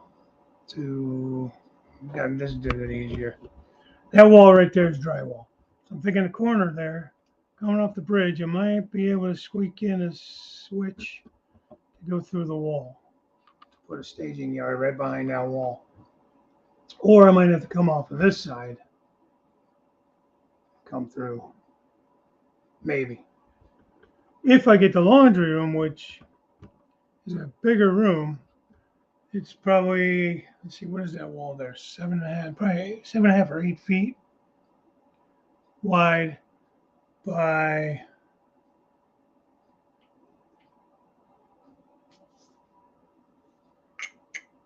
12, 8 by 12, something like that. Don't quote me. I have to measure it. I'm guessing while parking. If I get that room, yeah, we'll definitely be doing some staging in there. In fact, do I dare say a helix? Mm, that'd be way down the road. That would be a total like remodel of the second level for sure.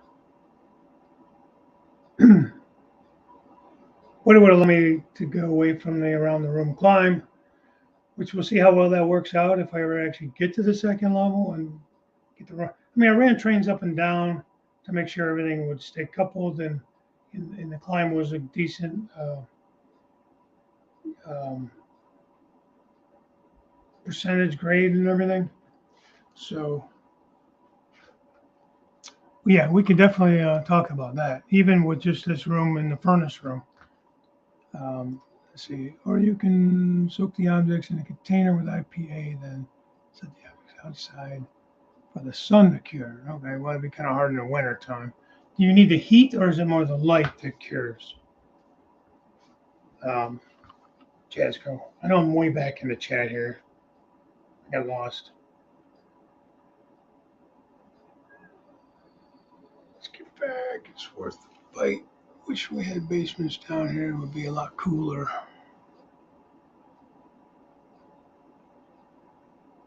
Yeah, actually, it's so cold down there because the air conditioning being on. I got it's that little noise you hear in the background. That's a space heater. I got it on real low, just not real high heat or nothing, but just enough because I got shorts on to keep my legs warm down here. It's kind of like counterproductive, I know, but it gets cold down here, man. I got the vents shut to this room because it does, and it is cold in the wintertime too. The basement. But it's kind of nice because it stays pretty temperature controlled that way too, though, you know.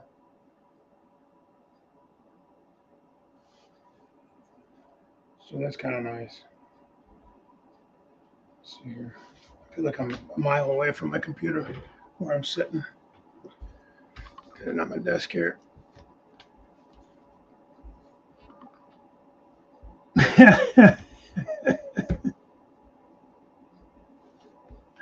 My wife just texted me. She goes, I hear you down there talking about me. She's got ears like a bat.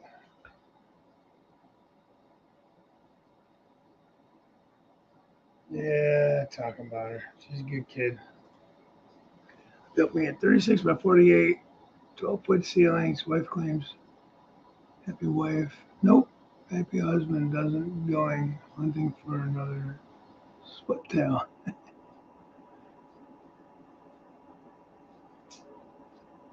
36 by 48. Is that a building, Bernard? You're talking about a building? Like an outbuilding? That'd be nice. 12-foot ceilings.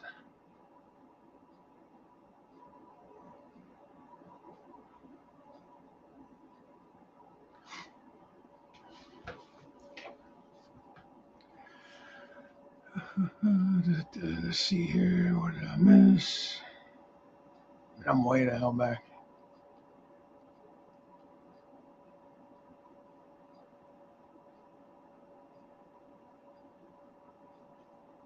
Oh, yeah, sorry. Like I said, I'm way back in the chat here trying to catch up. Dave, yeah, it's 2 levels. That's what you see above me with the lights in it. I hate everything's backwards above my head there. It's the second level. I just didn't have plywood on that yet.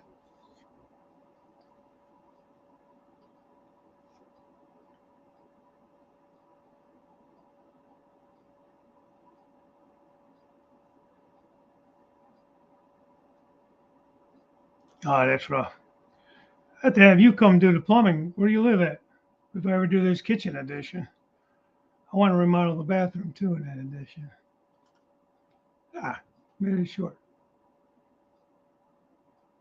Oh, man, well, that sucks. There's a medical emergency, but at least you didn't have to. You get to cut your walk short, at least.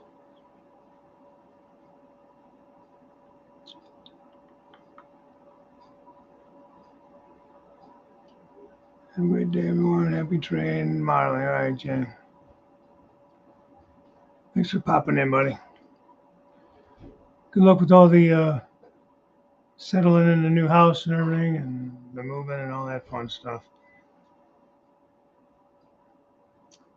I have to check your channel, Jim. Again, it's been a little bit. I don't know if you posted any videos on about the move or the house or the room and that. I'm behind on everybody's videos. I apologize. But I'll have to check in with you and see what you've been up to.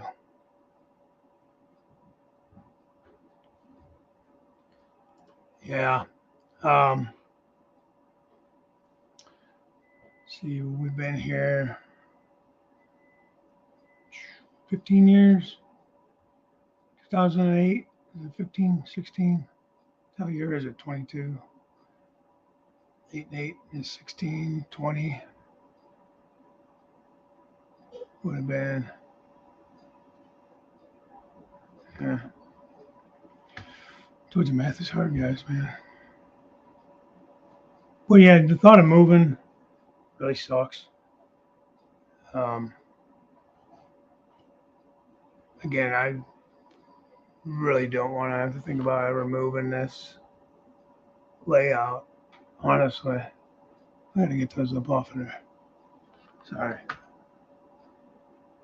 Oh, yeah, I don't like the look of that. This would be a lot to pack. I would actually get a dumpster, a big dumpster, and just get rid of a lot of shit. To be honest with you, there's no sense in packing up half this crap.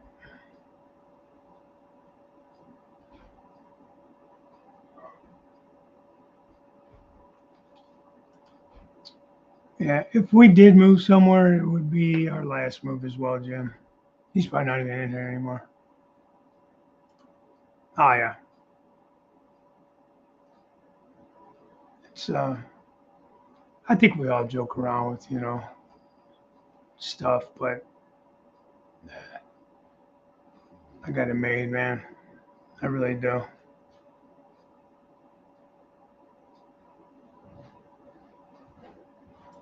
Yeah. That would be awesome. Oh, Jackson, I might. Thanks.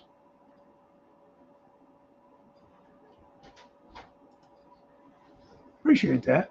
You didn't have to do that. I do appreciate it, though. You guys are too kind. It's always appreciated. Definitely will be come in handy, be useful. Here, Virginia. Yeah, it's all right. Not that far of a drive. I mean, I got a spare room or two. You hang out with the wife's craft stuff up in the spare room.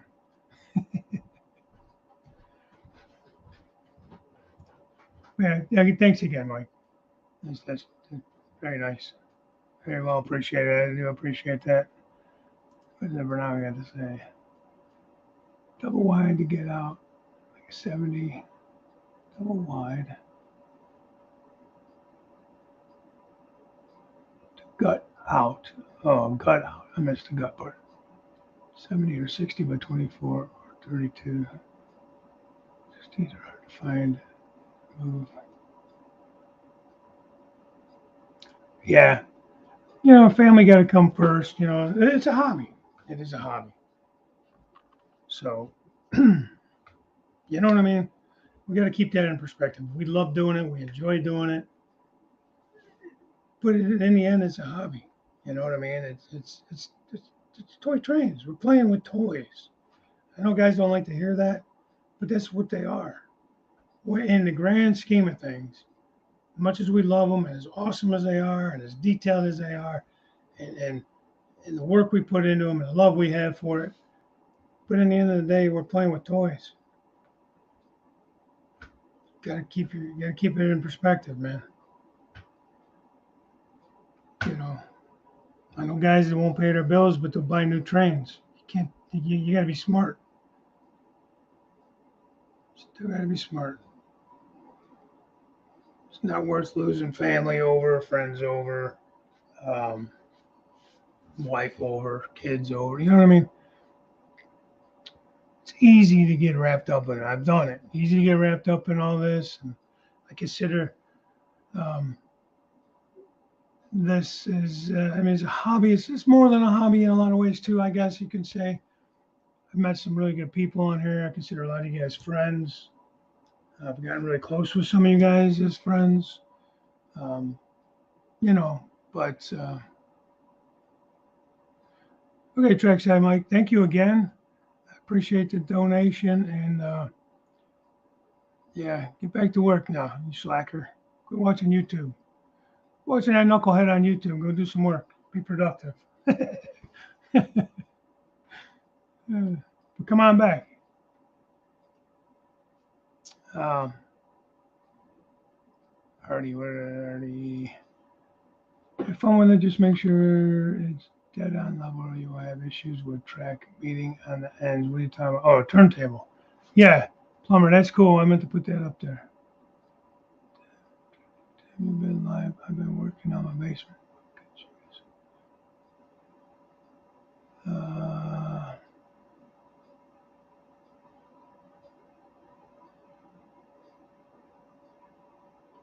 Yeah, there you go.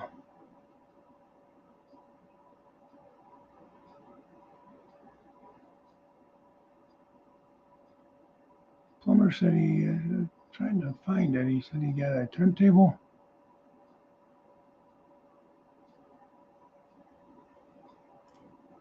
Somebody else was just talking about that.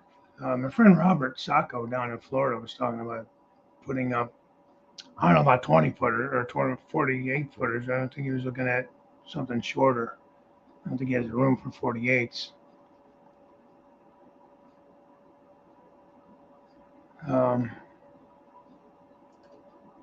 it's summer here, but it's hot and the air conditioner's on, so we keep it cold in the house, you know.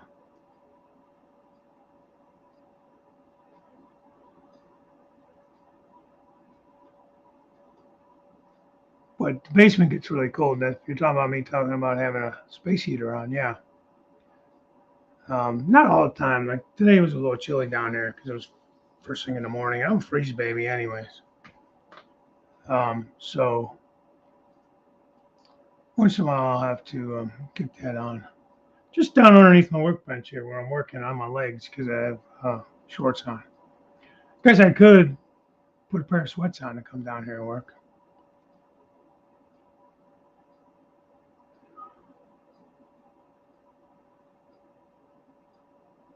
Yeah, Trex, that Mike, I gotta get you too, man. On your, I got in there a little bit. This is a Saturday show, right? Got in there a little bit briefly the other morning.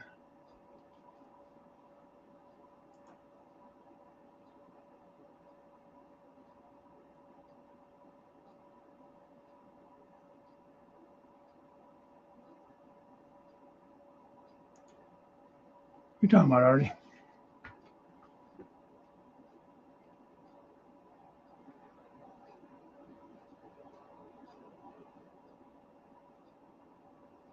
Mm-hmm.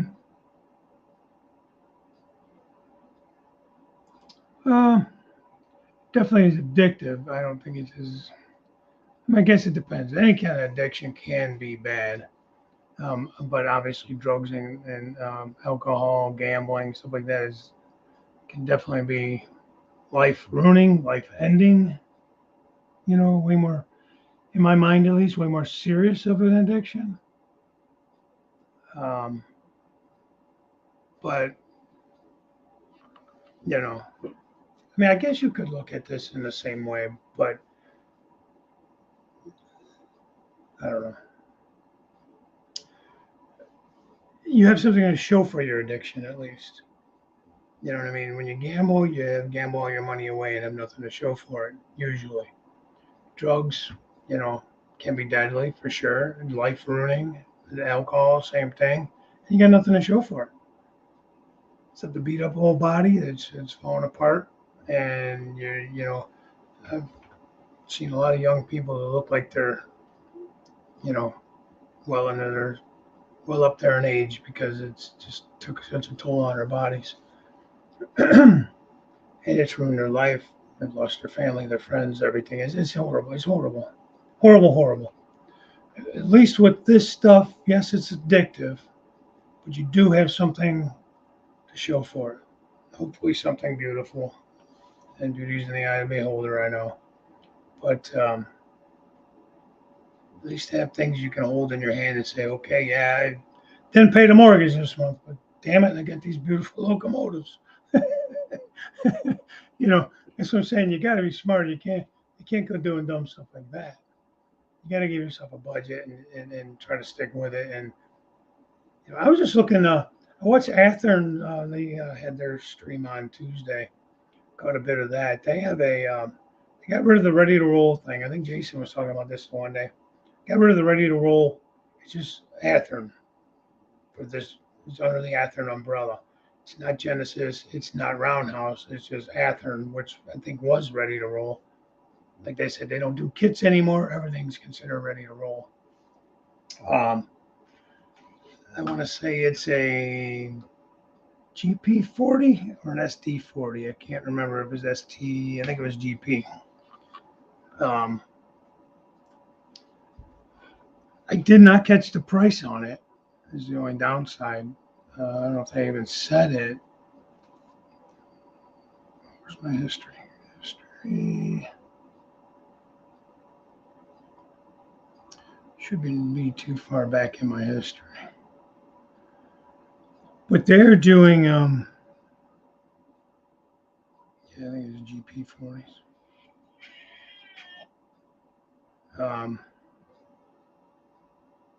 GP40-2s, they're DCC and sound ready. So what they're doing is they're not putting any kind of, they're making a 21-pin decoder ready, and they're putting in the speakers. So all you have to do is buy whatever decoder you want, soundtracks, ESU, whatever. This is what they made it sound like. So you'll be able to plug that in, program your CVs, and be ready to go. Did not catch the price on that though. I did see they had some GP 40. Was it Athern? Who the hell just had those? DCC ready was like 135. DCC and Tsunami Econami installed was around 180 to 90, somewhere in that range. Decently detailed. It was after, and I think it was said ready to roll. How would I just see that at?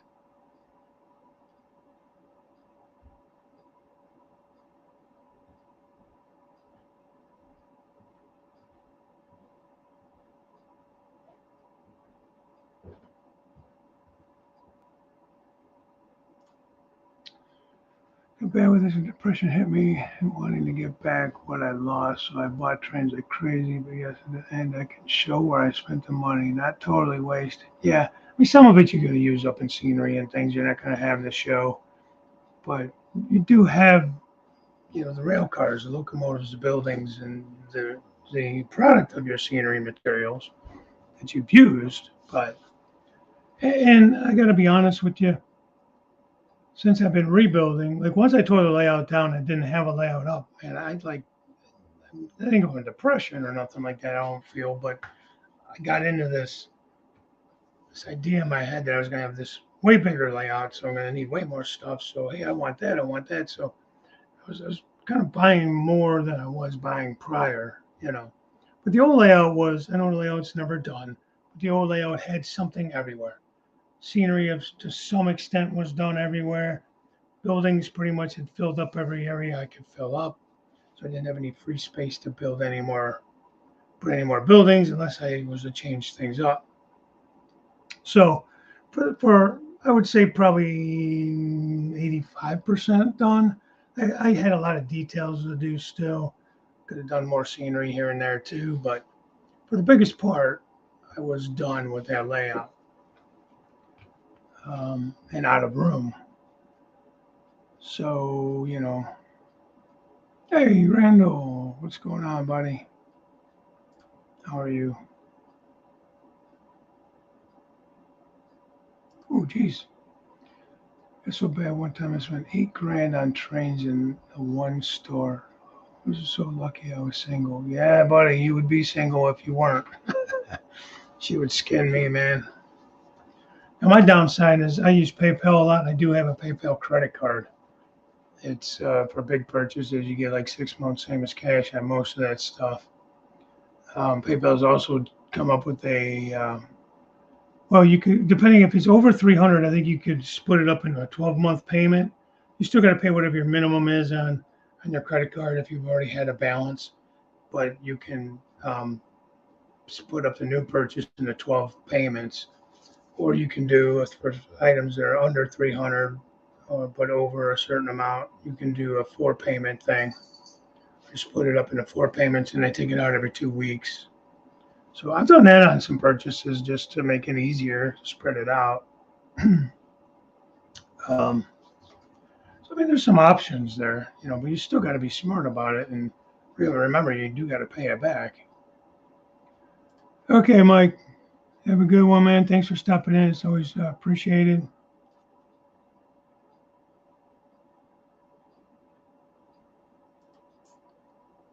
Let's see.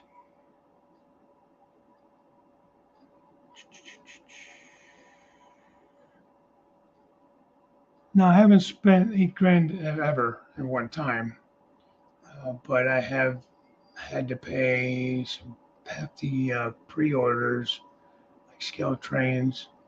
But here's the thing: I take so much and put it aside, so when these pre-orders are due, I have the money already put aside.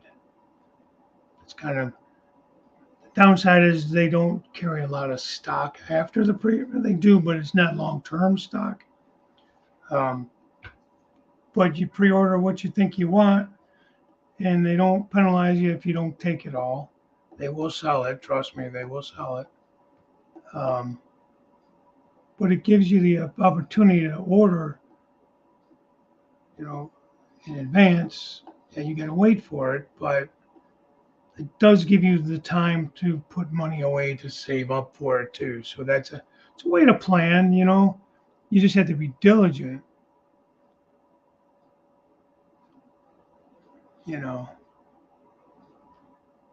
12,000 in 1 year when I bought all 20 NS Heritages. Woo. But here again, those Heritage units are, I don't know who you bought them through, depending on the company you got them through, could be considered collector's items down the road. You can maybe sell those. The problem is so many people have them, and depending on which company you got them from. I think, I know you're O scale, Rick. So 12,000 is probably reasonable in theory for what you got in O scale. Even at HO scale, to be honest with you, you could probably get up there if you were to buy all of those Heritage units, 20 of them. Figure 20 at 300 a pop. If you go like with Athearn Genesis, say they're pushing around that, and we'll use 300 as a round number. So 2 times 3, that would be 6,000, right? Is my math right? 20 times 300. Man, I'm not bad at math. Jesus.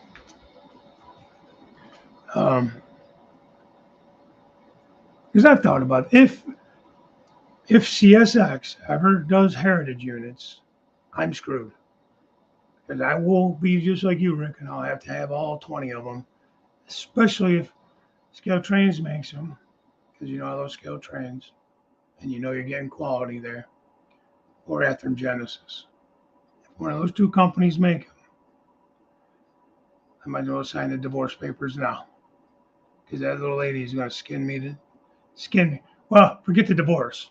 We plan on the funeral. And it won't be hers.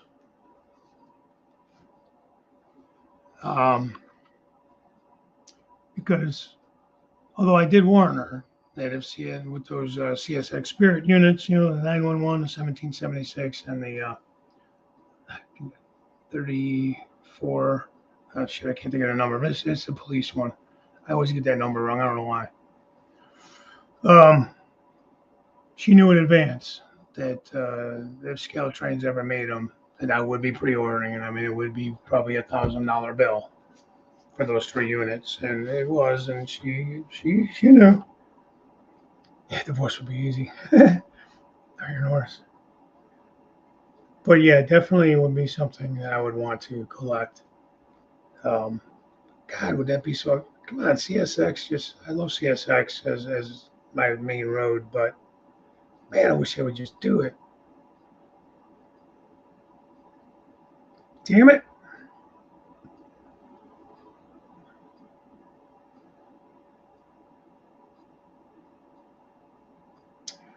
Okay, off the rails. Thanks for coming in, man. You get some sleep, and do appreciate you spending some time in your late night with me and all of us.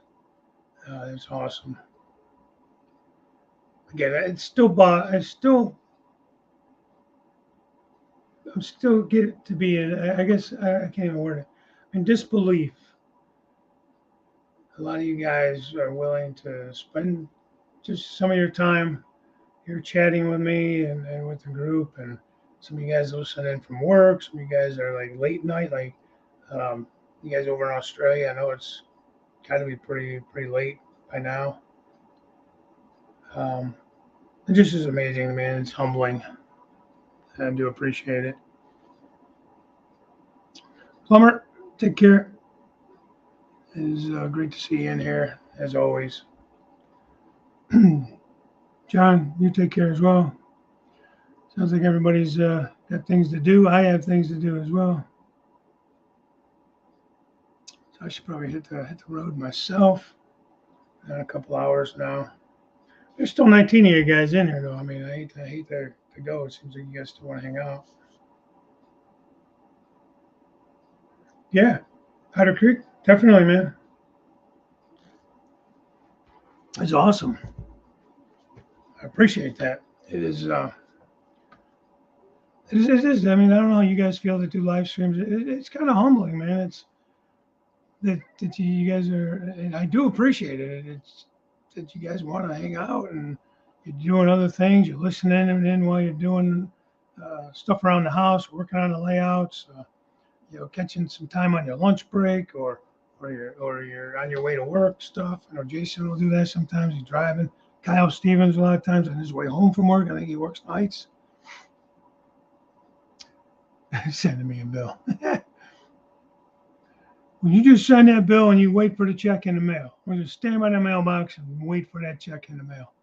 Artie, I promise it'll be there. Just keep waiting. Mail's slow these days. Really slow these days. Really, really, really slow, Artie. So you just wait for that check. It may be a while, but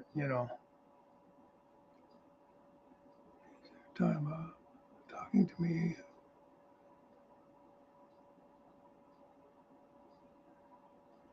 Hang on. Let me pop that up there. I think, is it Pappy? Somebody has that photo, man. Guy there was talking to me about, told me about, is that the unit number 1030 being on the turntable at the show, and that's had. So you had to have that. You got to have that one to go with it. It's all in the picture. You should get the picture of it now. It's a big frame picture. I think that the Horsehead black and white unit was on the turntable, and all the Heritage units were all around it on the rails of the turntable. On the different extensions.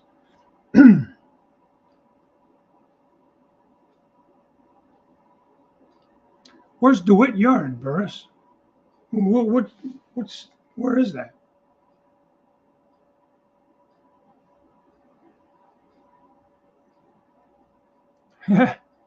Wow, that's hot.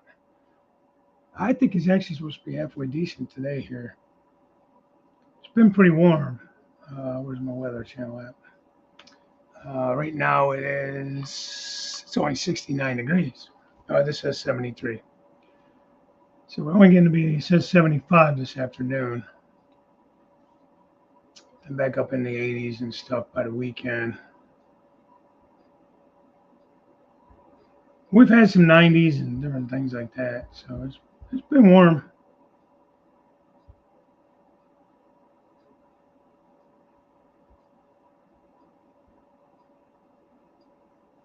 So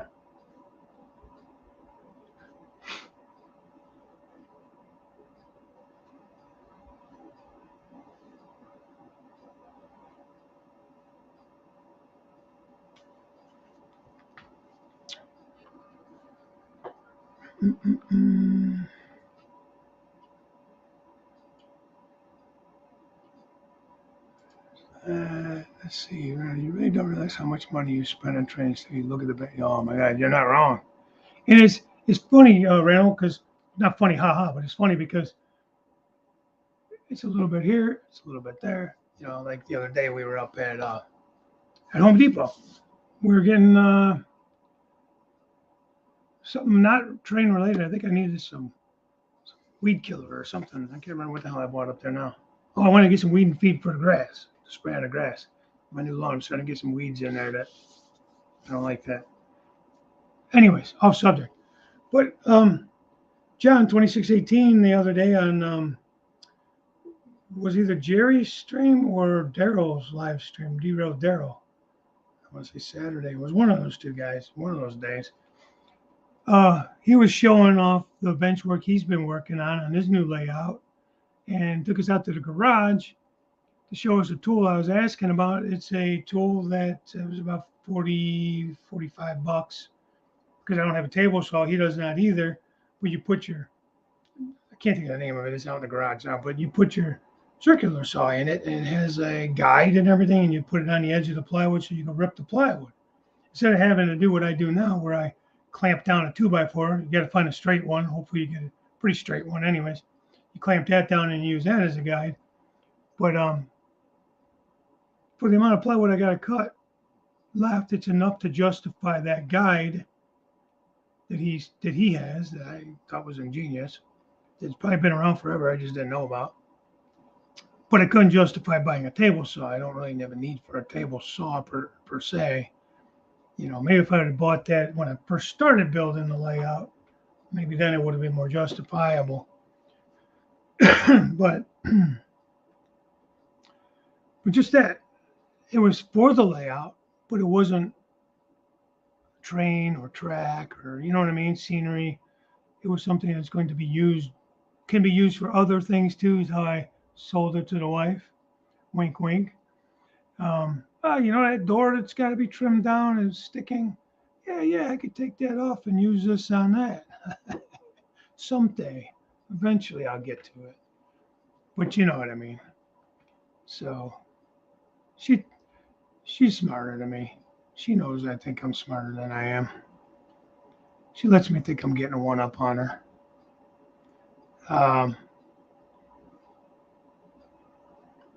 Jesus.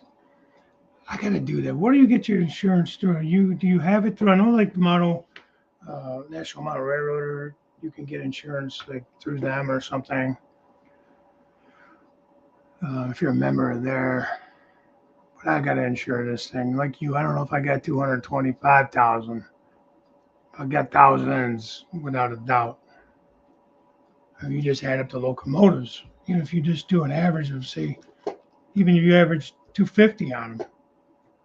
200 on them, because they're not all like top of the line locomotives I have, river counters and stuff. But so if you average out 200 on a locomotive, by the time you take the higher ones and the lower ones, I mean, shit,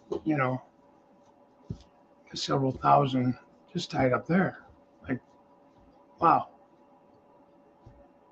If I actually sat down and did the math, it'd be scary. Not counting all the rail cars. Even if you average out, $20 a pop, $25 a pop, because you got some that are 40, 50, some that are 15. So if you average, say, $20 a pop there and 100, I've got hundreds of friggin' rail cars, more than I know what to do with. Honestly, I was just talking to the wife, and I got to figure out a way to do it because I guess cash is king, but I want to run a table at one of the shows coming up. Maybe I just missed a flea market. I should have jumped in on that at the Painesville Railroad Museum. They had a flea market last weekend. By the time I found out about it, it was too late to get anything set up. But I want to go through and go through some cars I don't use, some cars, and even a couple locomotives probably. Some buildings. Like I got that New River Mining Company. If anybody is interested in that, I'll either give it or sell it cheap. I'm not going to use it. I had it on the old layout. I'm not going to have a mine on this one. But anyways, I'm way off subject, but I want to sell some of this stuff off to, make room for some new stuff. I got to buy some new stuff. No, I just need to make the room. Daryl, hey Daryl, you're back. Come around the bend and eat. See the sunshine. Are you serenading us? You silly guy, you. Had a minute, so I pulled over. Thanks, buddy. Somebody suggested that I show this off. Got that bridges done. I still got to start the weathering on this one. My goal is to have that done. I don't know if I'll get it done all this weekend. My wife and daughter are going to be hanging out doing some stuff that I'm not going to be doing. So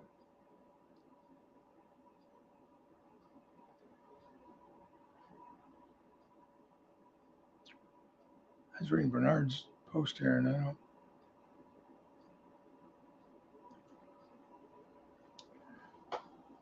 I hope you didn't poop in. You can pop in, but if you pooped in, you better pull over and fix that problem. Damn autocorrect. Or in my case, big fat fingers. I hit too many letters on the keyboard. She banned you from Home Depot. For years, I was not allowed to get a Home Depot card. But, kind of funny. We needed a washer and dryer, and then so we started out there. Oh, the check you're standing there waiting for. Keep waiting. Boy, that was impressive when I was at that museum when we went to Strasbourg. They had that, was it called blackjack? I think the numbers add up to 21 and it's painted black. It's from the Pennsylvania Railroad. I think that's the story I got on that one, but they have it up there and it's so cool. It's just so massive to stand next to these locomotives, and just see them. So cool. Anyways, off subject again. Easy for me to do. I'm telling you, self-diagnosed ADD/OCD. My daughter, sure, I got ADD. I just change subjects on a whim. I see something I think of, and it makes me think of something else, and then hey, you can't be saving lives and listening to me at the same time, can you? Are you that good, Dave? You might be. I've met you. I think you might be that good. You can do both. Come do mine too, please. My lawn needs weed and feed. I don't think I could get it on the plane. I'd have to ship it to you. I'll ship you some with the check. Stand by the mailbox and wait for both of those.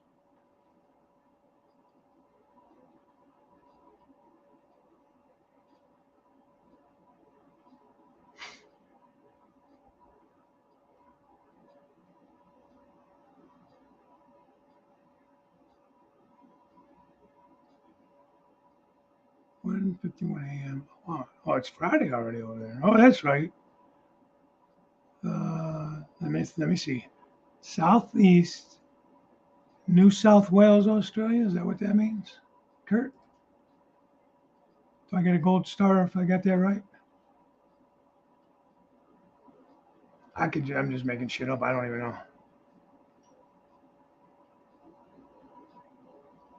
Oh, but anyways, back to Rick. Yeah, so I was allowed to finally get a Home Depot card.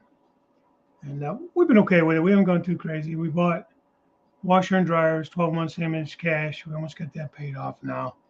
And we did the same thing with that gazebo that we just put up. So I told her that I'd did not want to get crazy with it. You know, I don't want to run it all up.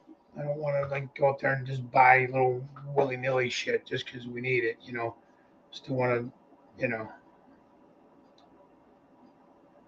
Crazy Joe, thanks for stopping in, man. You gotta go do what you gotta do. I appreciate it.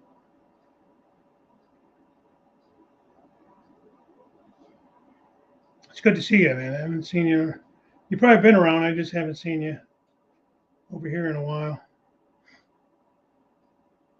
Guys, I do. I try to catch the live streams. It's there's so many good streams out there. Uh, try to at least pop in for a little bit. Um, it's a lot, you know. And like we were just saying.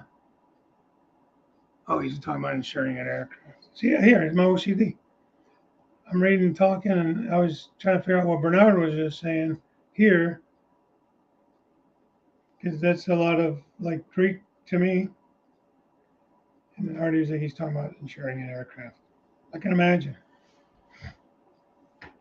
I don't know. I don't even know what the hell I was saying. Jesus. Tell you what, it's getting bad. Pretty soon, it's getting so bad I won't remember I have a layout.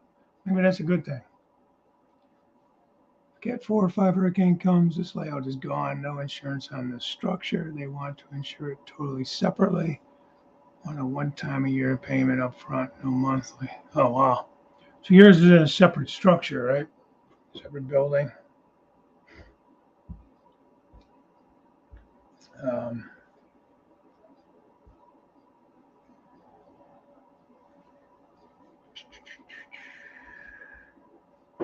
Yeah.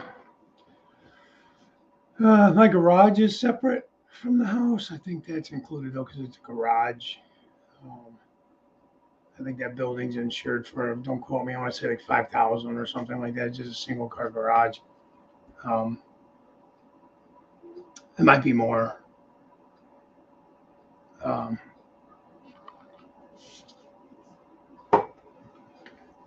The wife thinks the layout we have to insure through the house insurance somehow. I don't know if it's like separate insurance, like through I don't know what, but I think you could get like a rider or something on your house insurance.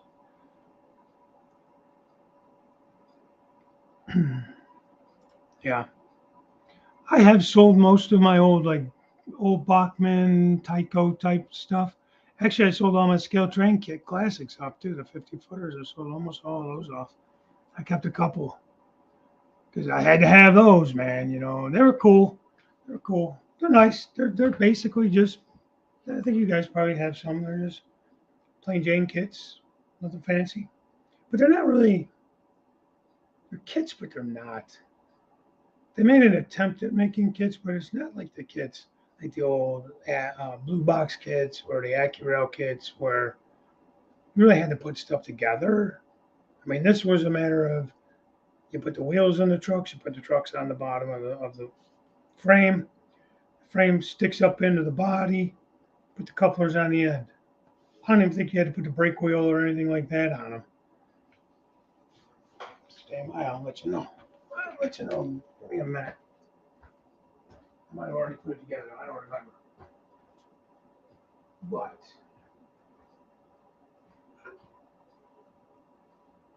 and they're nice kits. I'm not trying to say they're not nice. And they look good. But everything's molded on, you know, just like a kid. I mean, when they first came out with them, they were reasonable. They were, I think, $14 or something like that. So I picked this one up. I don't know. It was on clearance. It was like a Father's Day or maybe a Black Friday special. If you bought, I think I got this for 9 something.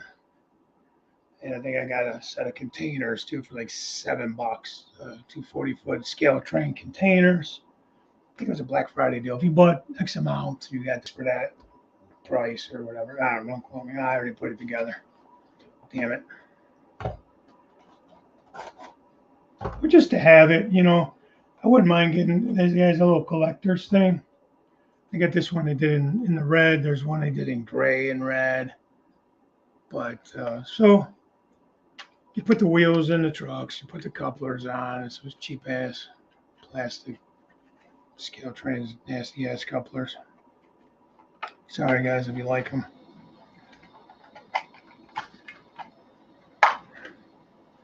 And then this is already together. The weight and everything's already in the body. So it comes in, backed in here like that. So you don't have the couplers on, but it's nothing to it. So it's a simple kit. Like if you don't really want to build kits, it's affordable and not much to it to put together.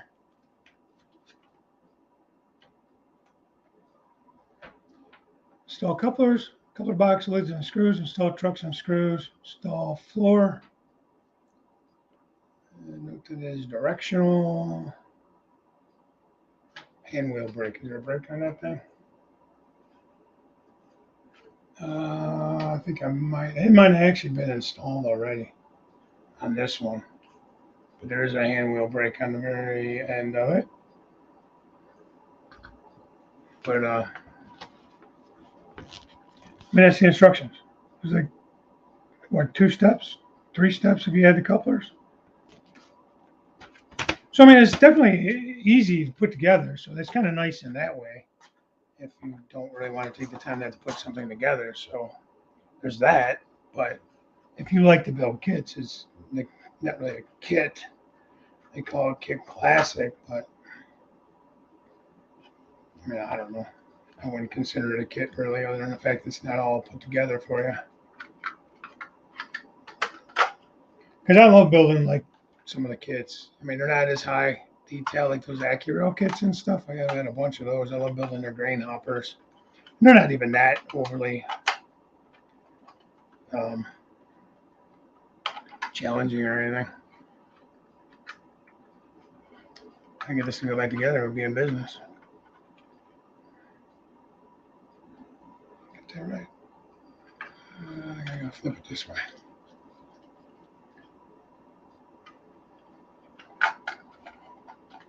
Maybe. Great live stream, Dave. Great live stream. But once you do put it together, it does fit back in the packaging. That is kind of a nice little selling point. It fits back in with couplers and the wheels and everything on it. So, anyways.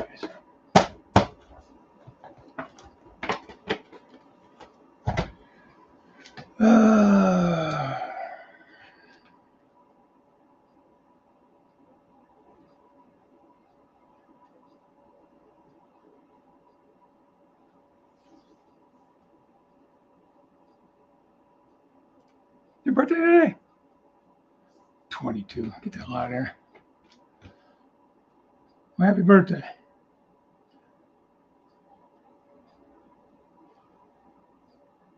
Hardy, you leaving me? All right. Talk to you later, buddy. Yeah, I do too, Rick. The Walthers mainline come with a nice metal coupler. It's not a KD, I don't think per se, but it's a nice metal coupler.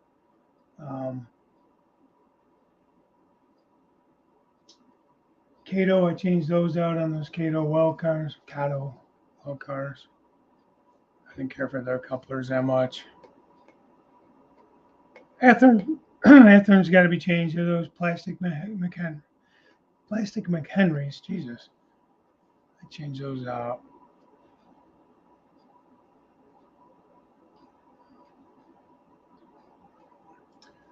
Those rivet counter well cars I just got, I changed those couplers out. Although there's our metal. So on the rivet counters are metal. It's like the operators, the Kit Classics, they're plastic. Let's put it this way. Anything plastic I change out. Scale trains, I haven't changed all the metal ones out yet, but I do plan on it. Just for continuity. So everything hooks up fine and all goes together fine. The scale train ones, because I don't use scale heads, I use the 148s, which are the larger heads, just because I started with those and I got so many of them. I could probably sell them and get the others, but I actually like them. The look doesn't bother me any. And okay, Bernard, take it easy, man. Go get some work done before it gets too hot. Oh, Jason, you back? Yeah, we'll have a scrapyard somewhere. I do have several gondolas. They did make those classic gondolas. I just want more modern. I guess you could still use some of the shorter stuff. I want some of the longer ones. I like the 65 mils, mil gondolas, a few of those. I want to say Heathers or Walders. Maybe Walders is coming out with a longer gondola. And not 53 footers. It's like 63, 65s maybe. Could be wrong. Carolina says he uses KD 158s and 119s on the tanks. Yeah, 119s are the shelf couplers, right? Are they the scale head shelf? They're shelf couplers with the scale heads, and 158s are the scale heads.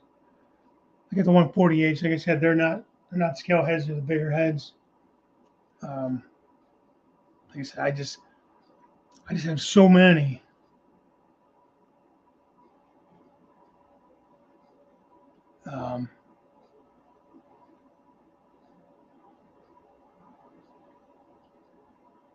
They already that already changed out.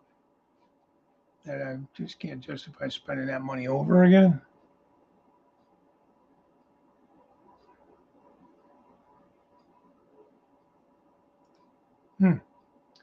And models I might be interested in, but all that other stuff, not so much. Especially the literature, I don't read.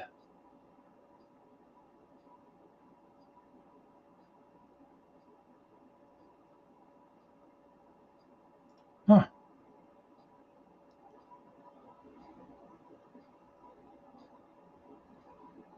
All right, Daryl. Have a good day, man. Stay safe. Kurt, get some sleep, buddy. Thanks for coming in so late. And then you're early in your morning, late in the night. Kind of slow here. I feel like we get some decent traffic here. I don't know if it's actually more or less, but I'm not really that close to the rail lines. Like, shouldn't say that. I'm not far from railroad lines. I just don't go that direction. So it's like a special trip for me to go past a railroad. Yeah, that's okay. It makes sense, Jason. Looking at the pictures for reference, and it's always good. I just don't need a container full of that stuff. All right. Look, it's 11:15. I gotta run, man. I just looked at the clock. I got a haircut at noon. So I need to get going. Otherwise, I'm not gonna get my haircut today. And then she charges me if I skip the appointment without giving her enough notice. And she's related. Damn it. Anyone wants to have books? Right. I have a few books. I have one that's like a history of the Baltimore, Ohio, and stuff like that. I don't have a lot of stuff. And with everything being online now, you can find all the pictures you want. You don't necessarily have to have a book for it.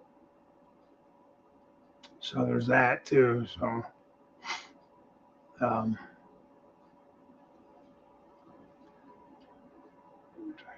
CNNS, yeah.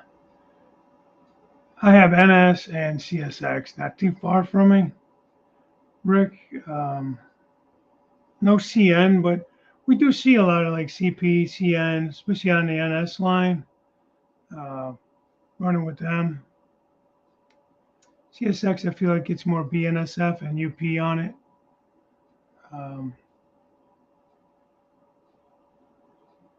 Yeah. Well, I'm not going to buy books just for that. I can't find it online or whatever. I just don't have room for books. I just don't.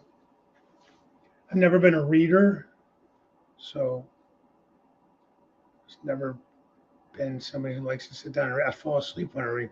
Going through nursing school is hell, man. Trying to read that stuff. I'm going to talk about dry. Oh my God. Textbooks are terrible. So, all right, guys, I hate to hurry up and end this, but I definitely am going to have to go. I just, like I said, realized the time and I have to get, I hate reading too, man. But I look at pictures, it's good. I agree with you on the pictures. I just don't have room for a bunch of books. But they're good to reference, and you're probably right on the older stuff.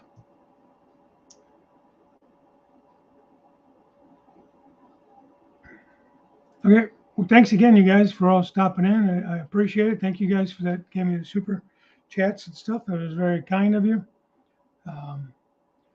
Tedesco, I think he's doing it short line Thursday tonight at 6. Not sure who's doing the third rail Thursdays. I don't know if it's Mark M&M. Mark, I don't know who's doing it tonight. But all you Ohio guys, definitely, if you want to get some kind of meetup, I'm not against that at all. If you want to email me, my email is in the description or in the about information on my YouTube channel. Definitely shoot me an email. We could try to discuss something, try to figure something out. So, yeah, that's okay, Jason. Hey, I still appreciate the fact that you popped in here and there, and I get it, man. A lot of guys are at work, a lot of guys are busy, a lot of guys are involved in other things, trying to, and the fact that any of the guys take even a few minutes to say hi, I appreciate it. So, that being said, guys, thanks for watching. Catch you again next week. Thinking of probably sticking with the 8:45, maybe. Maybe I'll make an announcement. Let me know if you guys want to add something in the chat. Just about thinking about maybe going to 9. Is that too late? 8:45, okay. 8:30 was starting to get a little weird for me. I don't know why. I'm having issues trying to get on at 8:30 for some reason. But I'll try to keep it at 8:30. Just know it might be a little delayed here and there. I don't know. I enjoy doing it. Either way, I'm going to do the stream. Just don't know it's going to be between 8:30 and 9. So, oh yeah, that's true. That's true, guys. They're still in here. This week, Derail Darrow is going to fill in for the Train Freak on Sidetrack Sunday, 8 p.m. So catch that. It'll be a good stream. He's good with 9. Okay. I don't know. We'll see. Plan on 8:30 to 9 in that range. You're going to kind of play around with those times a little bit. If more people feel 9 is going to be better for them and it's easier for people to come in at 9 and 8:30, I'm usually still going on an hour to 2 hours most of the time. So guys pop in and out either way. It's just the starting time, Like if I didn't have something to do at noon, I'd keep going. There's still 14 people in there hanging out. So I would still keep going. But unfortunately I can't today. So anyways, catch you guys later. Bye for now.